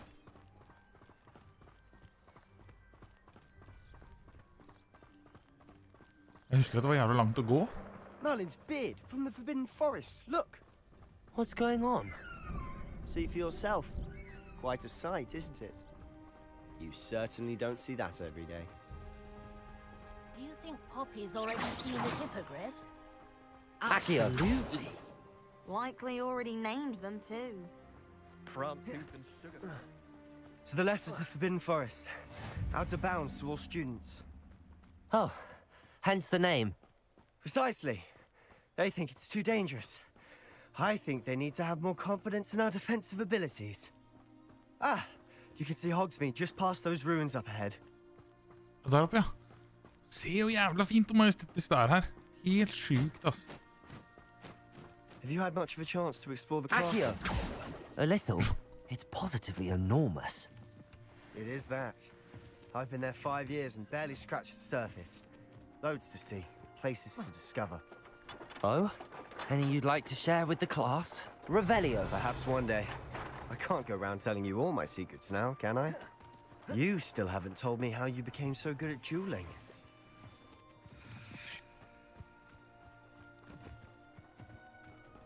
Det er god grunn til å ikke si deg hvorfor jeg er blitt så god på det. Deilig vinterferie, deilig, ja. Though I suppose most people don't actually see them at all. But you can see them. Unfortunately. But you've seen quite a bit yourself firsthand too. Most notably that dragon attack. Hopefully the rest of your year isn't as eventful.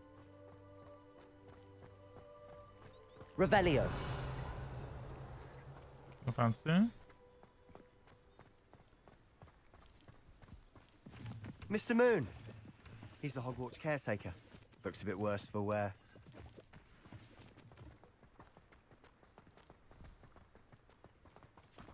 Hello, Mr. Moon. Accio. Have you met our new 5th year? Lumos. Pleasure. Leviosa. You might want to turn back, Reparo. Mr. Sallow. Turn and run. Is everything all right, sir? Oh, look right at me. Eyes big as saucers. What did, Mr. Moon? Demi guys. That's good, boss. Ugly and airy and terrifying. Vi har vinterferie I først shall neste be at uke, the vi. castle Nei, where it's uke. safe. Good luck to both of you. Ja. A demi-guise? I don't know what he's putting in his pumpkin juice, but he's obviously had too much of it. I've never seen Mr. Moon in such a state. Det er neste uke, ja. Ikke nå til uka, men neste der igjen. Mr. Moon is quite the character. My sister Anne thinks as well as Sky training to improve a bit as a caretaker. Ja, Carmen? Oh, is your sister in Slytherin too? Huh? She is, or rather, she Ja, det er was. jeg. She's not well at the moment, but she'll be better soon and back at Hogwarts.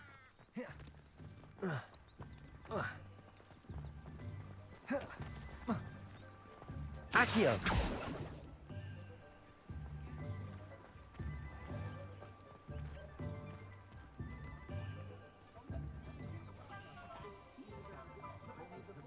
Åh, nå er det back to gå treigt. If one could bottle the magic of this place.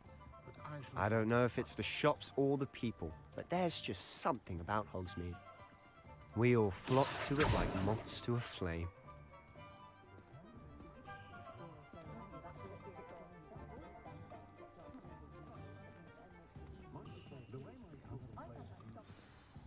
So how would you like to do this? Weasley told me you had a list of things to get, a wand and some other bits. Yes, Dittany seeds, some spellcrafts, and some potion recipes. Perfect. Can't wait to see what you do with the new wand. And a short list gives you plenty of time to poke around the village. I just have to pop into a shop to find something for my sister. Let's meet up in the town circle when you're finished. Skal du noe spesielt, Darius? Remember, have fun. It's Hogsmeade.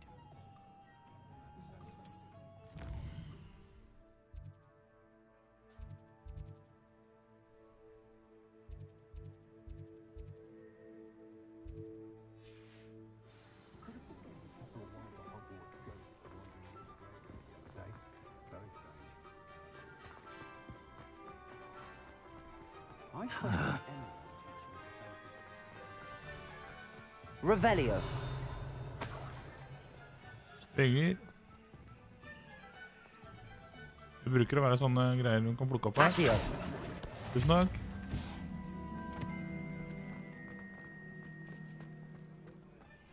Revelio.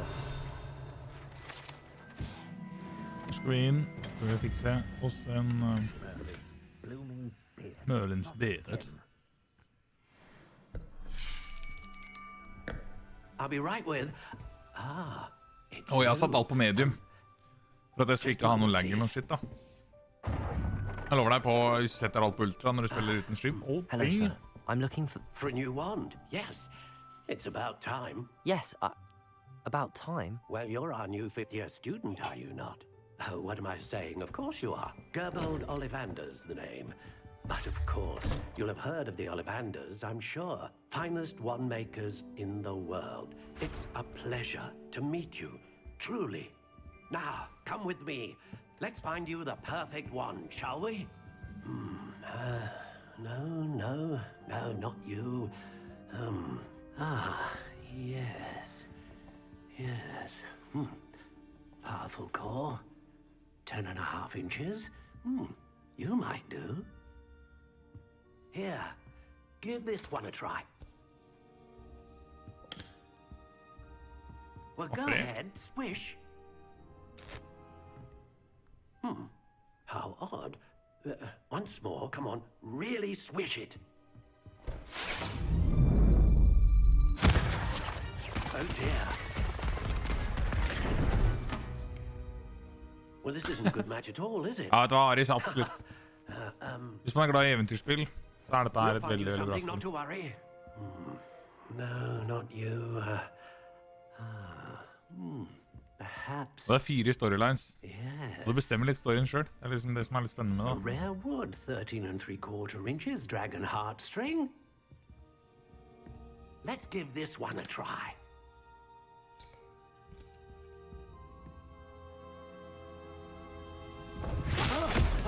Oh, goodness. Looks like it's back to the shelf for you. This is proving to be trickier than I had anticipated. How perplexing. Where are you? Perhaps you? There you are.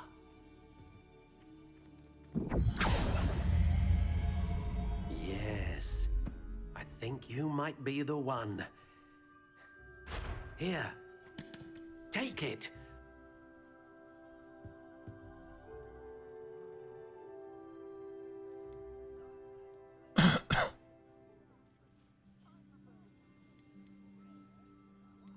How intriguing.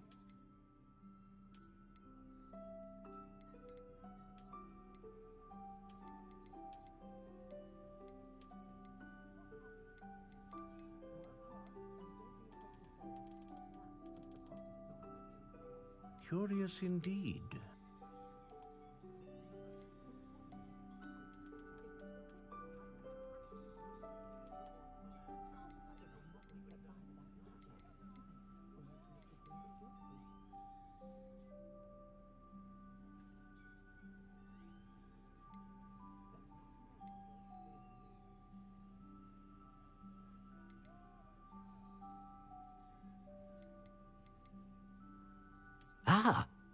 Phoenix feather.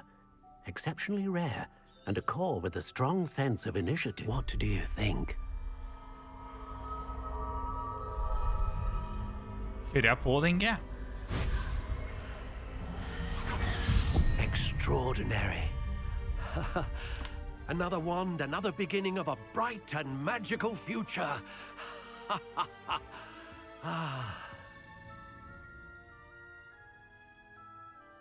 Now, how did that feel? Good. Different. I sensed a sort of surge of some kind. A match. Your connection seemed particularly powerful. The right wand will learn from you, just as you learn from it. I'm eager. Skjønner du noe? Oi, jeg klikket spillet mitt.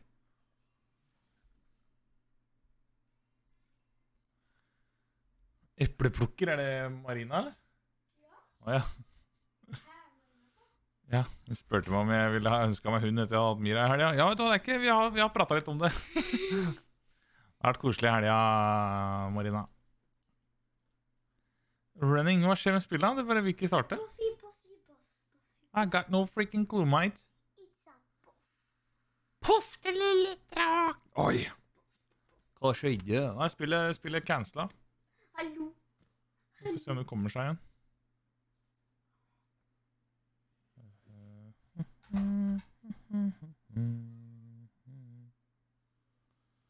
Skal vi se, åpne Epicgames igjen.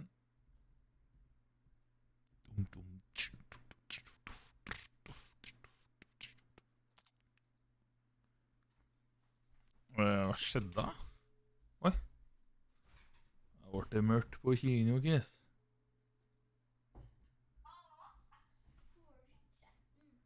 Det står at spillet is running. Nei, nå står det ikke det. Skal vi se, prøv å starte det på nytt.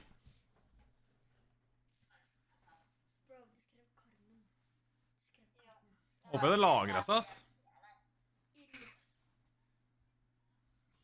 Nå kommer vi til å lagge. Det er jeg ganske sikker på. Nå kommer det til å stenke ned her, pappa. Har du gørta? Carmen gørtas chat. Æsj. Vis t-skjorta di, ja. Den er jo dritkul. Vis t-skjorta di. Hei. Farmer Merk. Nei, hvorfor er farmor? Nei, det vet jeg ikke. Nå legger det sikkert litt grann. Kom igjen. Preparing shaders. Ta litt til å starte opp.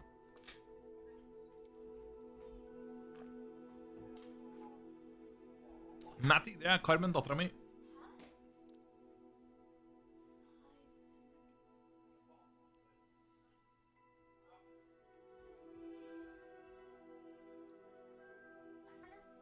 Nei, Mathilde, nå må du ta deg bolle.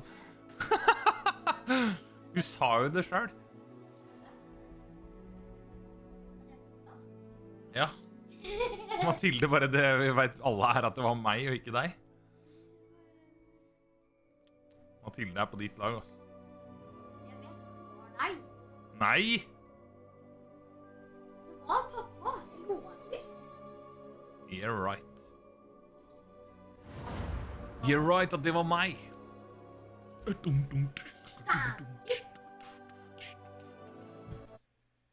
Vær så snill, si at den lagret der da. At ikke jeg må gjøre alt på nytt. Det var det jævlig kjedelig.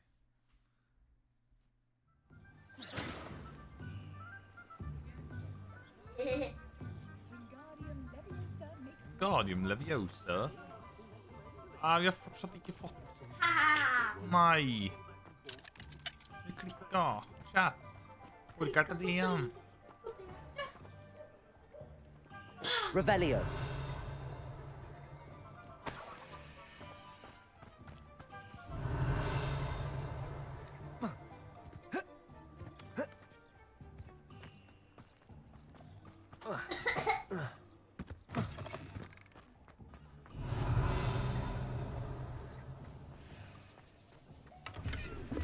I'm just trying to practice. I'm sure I'll have it soon.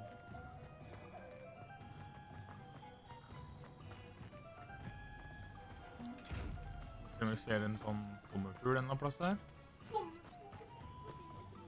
Revelio. Lumos. Levioso. Okay. Revelio.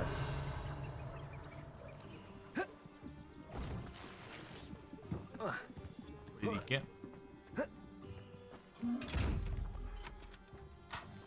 Lumos. Revelio.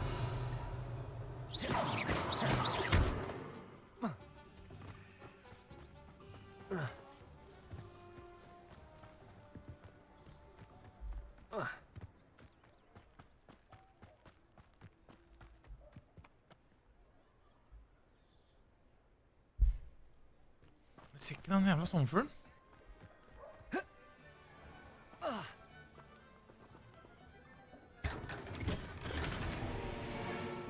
Yeah, I got the quote.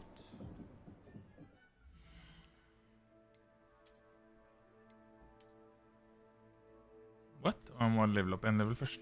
Ok.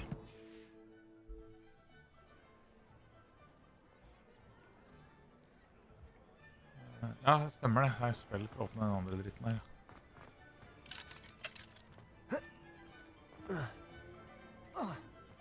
Kommer jeg forbi her da? Nei.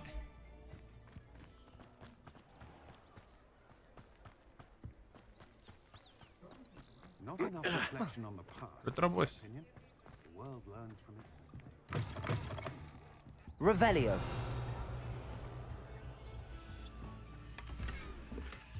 Skaff.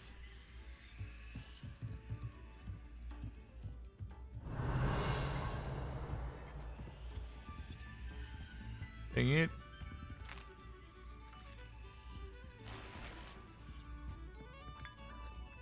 Litt te her. Koselig. Og så løper vi ut. Fader, ass.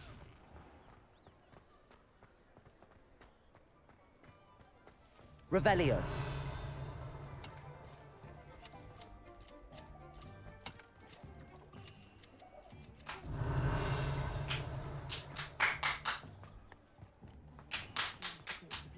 Accio. Levioso. Det er en sånn en, ja. Accio. Snakk.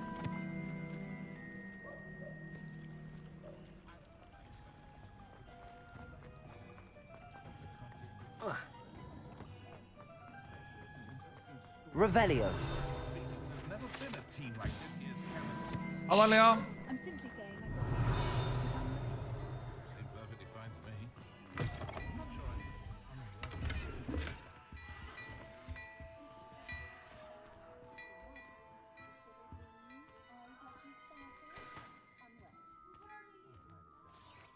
Skal bort her og hente den.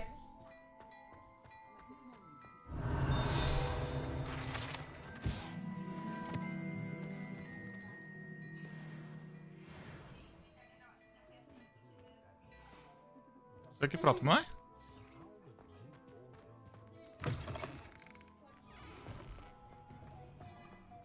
Accio.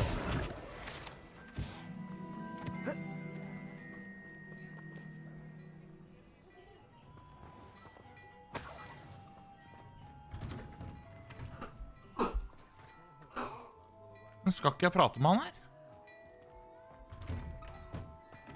Nei, det var ikke banken jeg skulle til nå. Nei, stemmer det.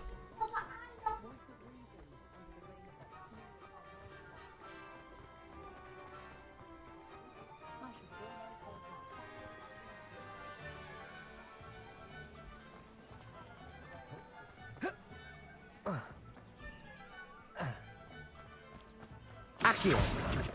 Revelio.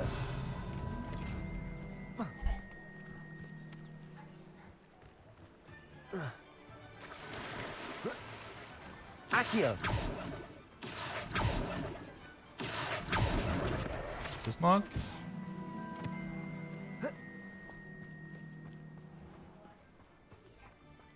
Well, hello there. Hello there. Pardon me, sir. I'm here for the seeds Professor Weasley arranged for me to collect. Oh, the dittany for the new 5th year. I take it that's you, then. Merlin's beard. Starting Hogwarts as a 5th year. You must be positively reeling from it all. Not at all. I'm choosing to see it all as one big adventure. Well, bravo. Not everyone has the temperament to take things as they come. Name's Timothy Teasdale, by the way, and this is my shop, the Magic Neep. I keep the cart out here because I like a good chat. Can't very well be in the thick of things if I'm hidden away inside now, can I? I suppose not. In addition to seeds, I have... But what say we get you... Okay, kan jeg skippe pratinga? You're after something fresh. Do have a look around. Plenty of ingredients to pique your interest, I'd wager. No one can say I don't keep a stacked shelf. Oh, it's you! What a pleasant surprise. Accio. Revelio. Accio. Revelio.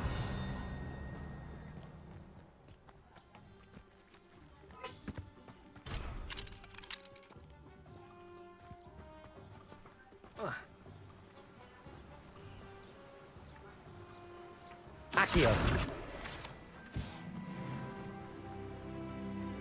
Level 6. Time to kick ass and chew bubble gum. I'm all out of gum. Hvor vi har inventory gear?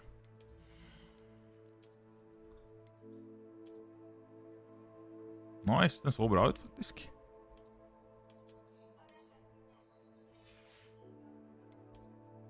Scarf. Gloves. Facewear. Nei.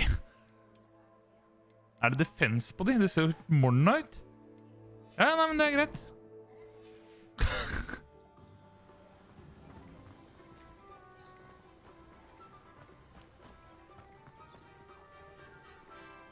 Accio.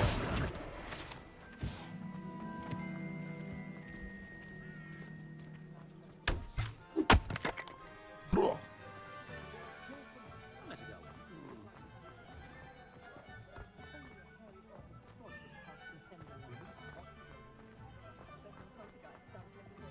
Ja, vi går inn til Old Vanders igjen da, så vi får fiksa det. Åh, må jeg se alt det dritt igjen?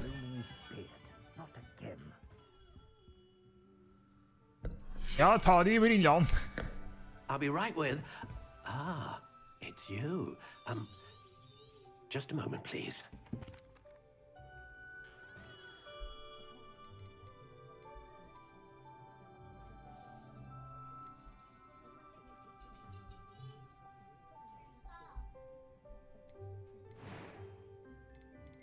How intriguing.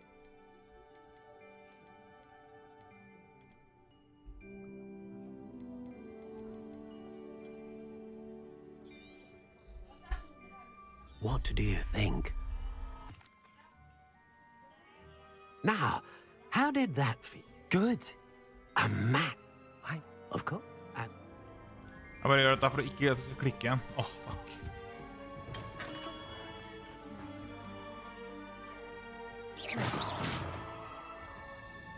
Revelio. Hvor er det vi skal nå? Skal vi inn her? Jeg husker ikke. Jo, det her er det sånn greie. Og la meg løpe inn.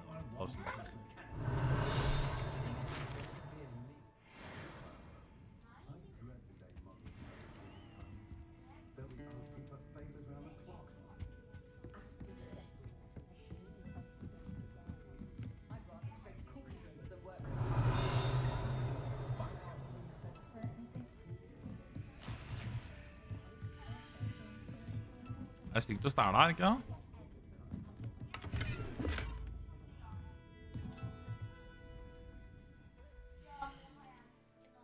Kan vi bruke noe annet eyewear, eller please? Det ser litt kulere ut, faktisk. Hva er det jeg fikk for den her, da?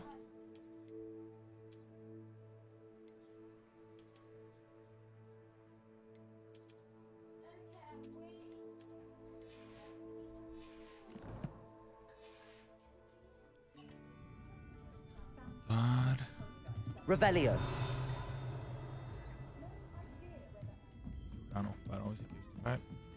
Nå lukker jeg, stemmer det.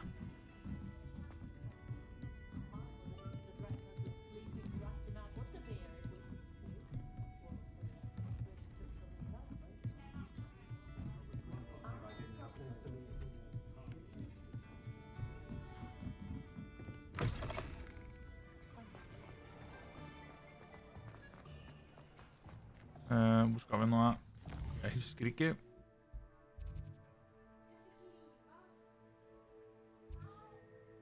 Hva er det skal for noe? Bok og...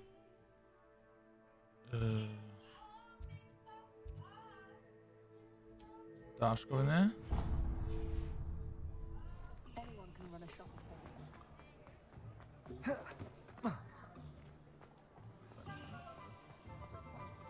Jævlar. Inquiring mind. Revelio.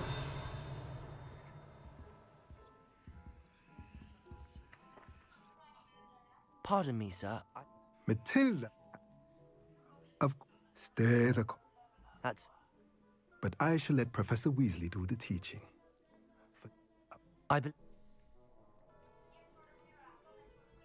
Let's look at what we have, shall we? Nothing like finding just... If you're interested, feel free to take a look around at the rest of my inventory. You got too much shit, man. I need money for this. Revelio.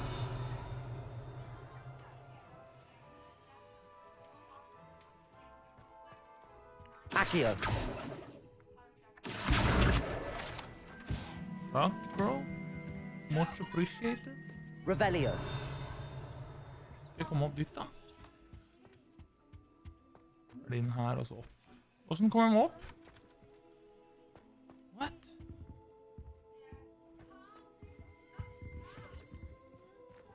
Ja, det funker ikke. Kanskje det er utenfor. Er det kanskje? I was wondering when I'd see you again.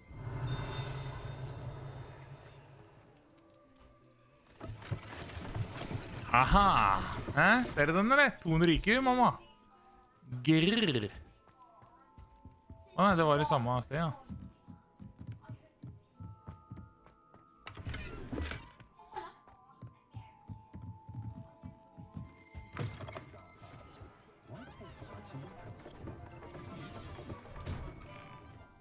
Just let me know if there's something in particular you're looking for.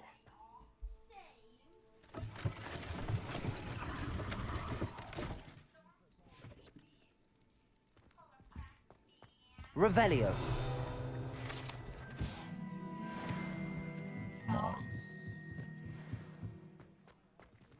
What? Jeg har vært der, jo!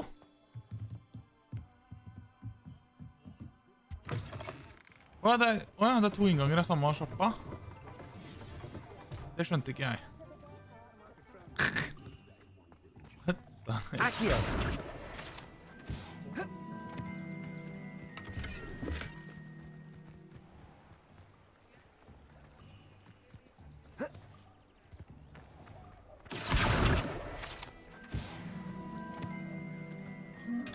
Er det speil her da, men... Lumos. Hvor er dette her hen? Ok, ved stranda. Brygga borti her.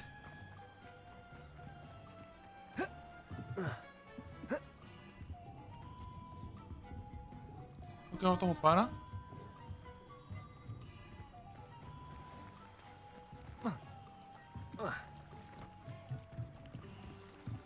Hvordan er det den ser ut i nå, den der skitten?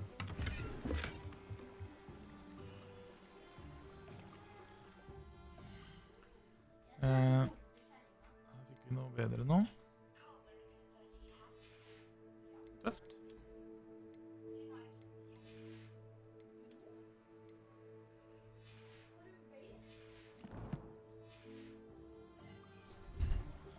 Hvor er det vi ser de der tingene igjen? De der små sommerfuglene. Jeg husker ikke. Jeg vet at det er en her nede en annen plass. Jeg husker ikke hvor jeg ser den.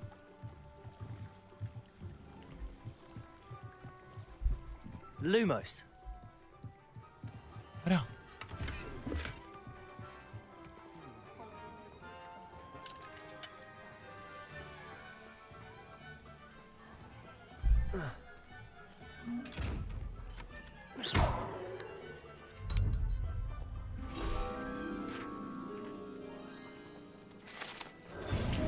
Bada bim, bada boom.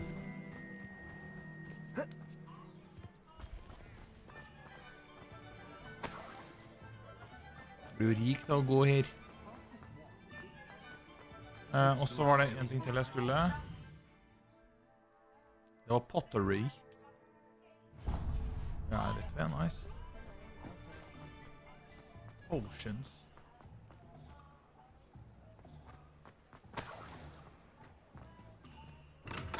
Welcome to J. Pippin's Potions. Potions? Pardon me, sir. Oh, thank goodness.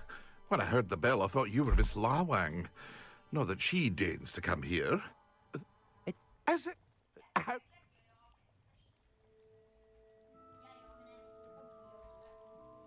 What can I do for you today?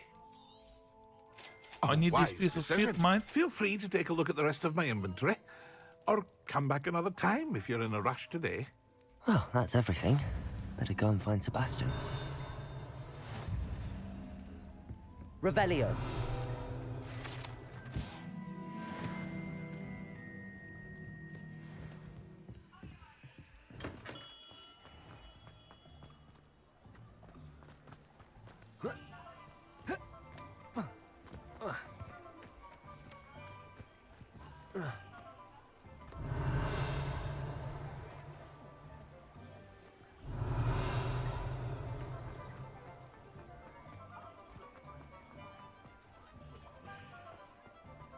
Akio.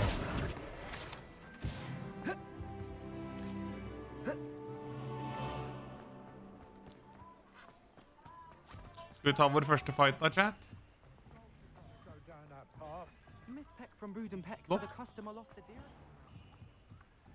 Lumos. Akio. Lumos. Nei, Revelio er det.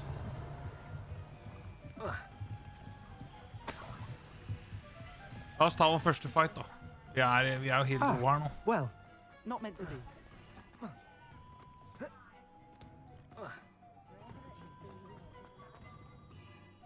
I officially have all of my supplies. Excellent. Did you get what you needed for your sister? I did. So I suppose the world is our oyster now.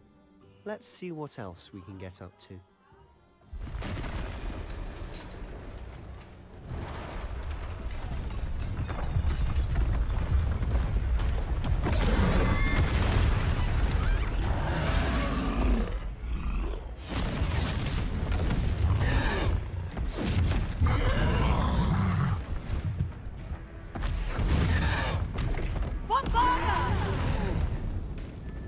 Draw it away from the buildings! Away from the village!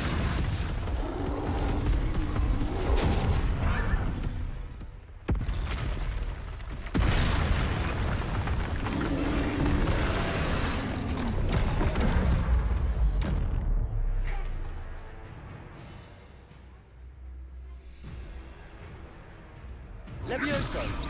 Confringo! Protego! Og det var ikke... Det hjalp ikke noe. Are we weakening him at all? Keep at it! We'll wear him down eventually. Sendo! Levioso! Confringo! Levioso!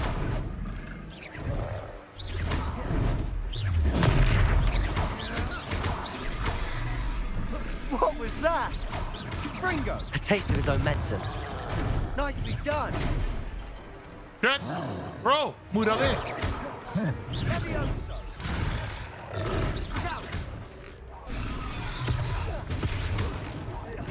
That's right, you lumbering lout! Confringo! He's faltering! A few more hits should do the job!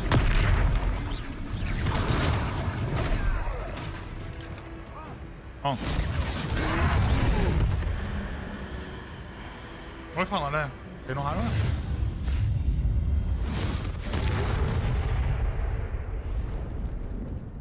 Shit. Goodness! A second troll! Did you two take on a fully grown troll by yourselves? I suppose so. It's all a bit of a blur, to be honest. Merlin's beard. Are you all right? We are, and we were glad to help. I'd say help is a bit of an understatement. Nerve like that. The makings of an aura, if you ask me. If you are unharmed, perhaps the two of you wouldn't mind helping me put a few things back to where they were. Of course, officer. Singer. Officer Singer. And thank you, again. Nice. Reparo. Reparo. Dat is niet goed.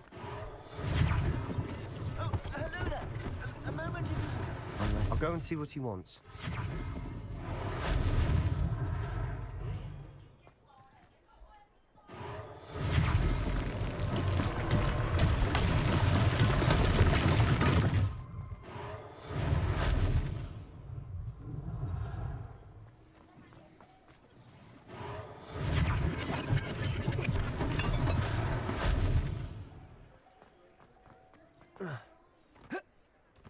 Reparo.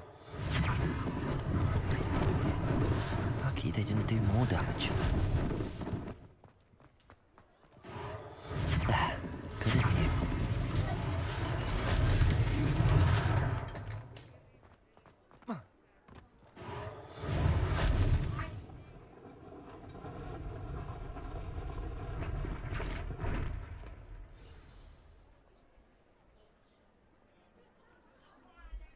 Er det mer da, eller? Ja, her borte er det noe. Reparo.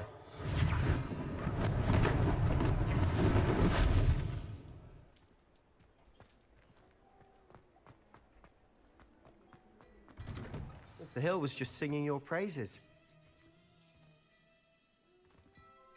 Hello, sir. I don't believe we've met. Allow me to introduce myself. Augustus Hill, clothier Augustus extraordinaire. Hill?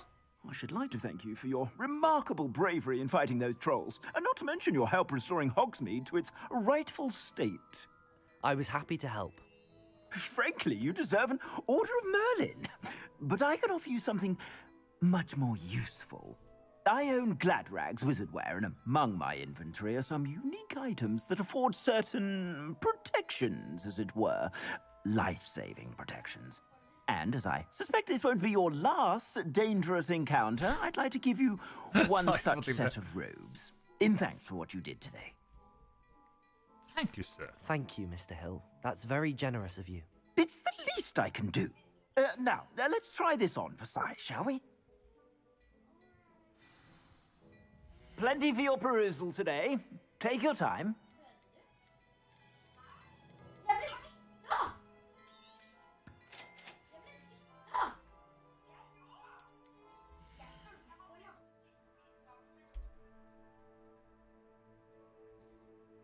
Cloaks.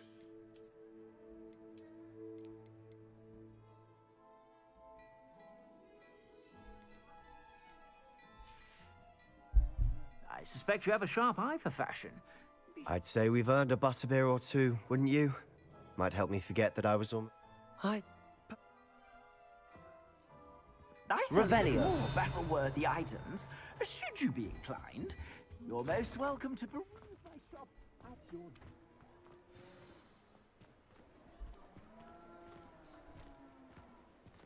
Assuming it isn't 3 a broomsticks. bedlam in there, you might even meet Serona, the owner. She's a good one to know.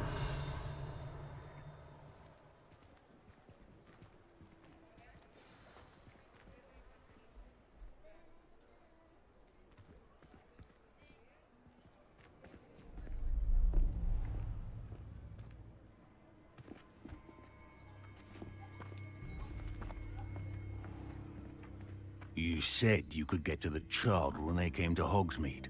That all you needed was a distraction.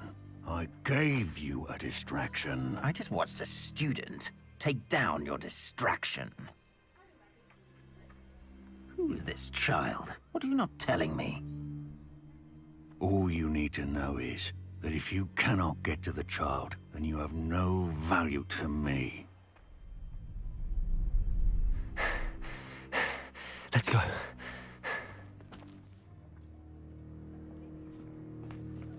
Did they see us?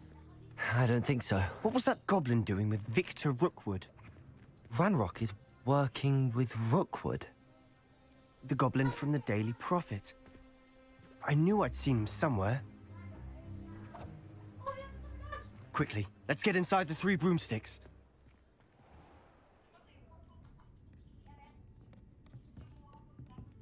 It's a treat to see you, Lodgok. I shall let you know if I hear anything. Thank you, Sirona. You be well.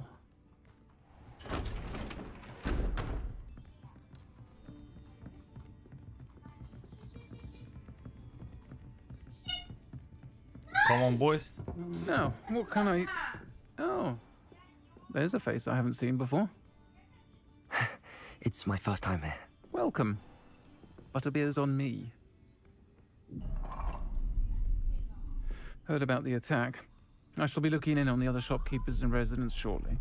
Glad to see you two escaped injury. Thanks to this one. Single-handedly took down a troll. Is that right? Well done. Thanks for this. My pleasure. I will say, trolls in Hogsmeade. That's never happened before. Something's not right.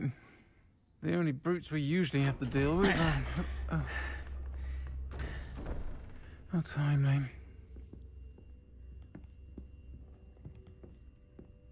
Was that Lodgok I saw leaving just now?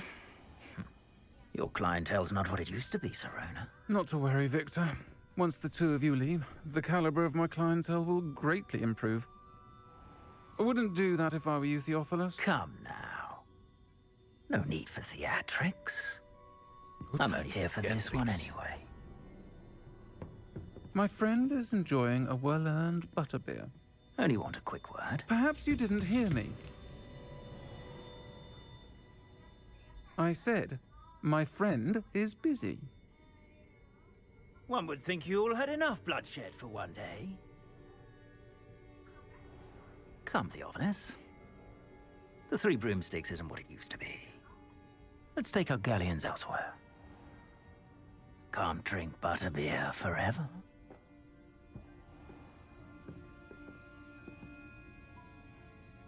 Sær type han der, ass. Seems you've made an unfortunate enemy. Watch your back. Rookwood and Harlow are worse than any troll you might encounter. And on that note, I think we should head back to the castle. Oh shit, at vi skal tilbake til castle nå. Where do we go back? Where do we save den da? Settings? Save game. Sånn. Da det time for at jeg skal gå og legge meg. En fantastisk uke. Der du så sier jeg bare tusen takk for at dere gadd å se på i dag. Jeg har kost meg gløgg med det spillet her. Håper dere har kost dere med å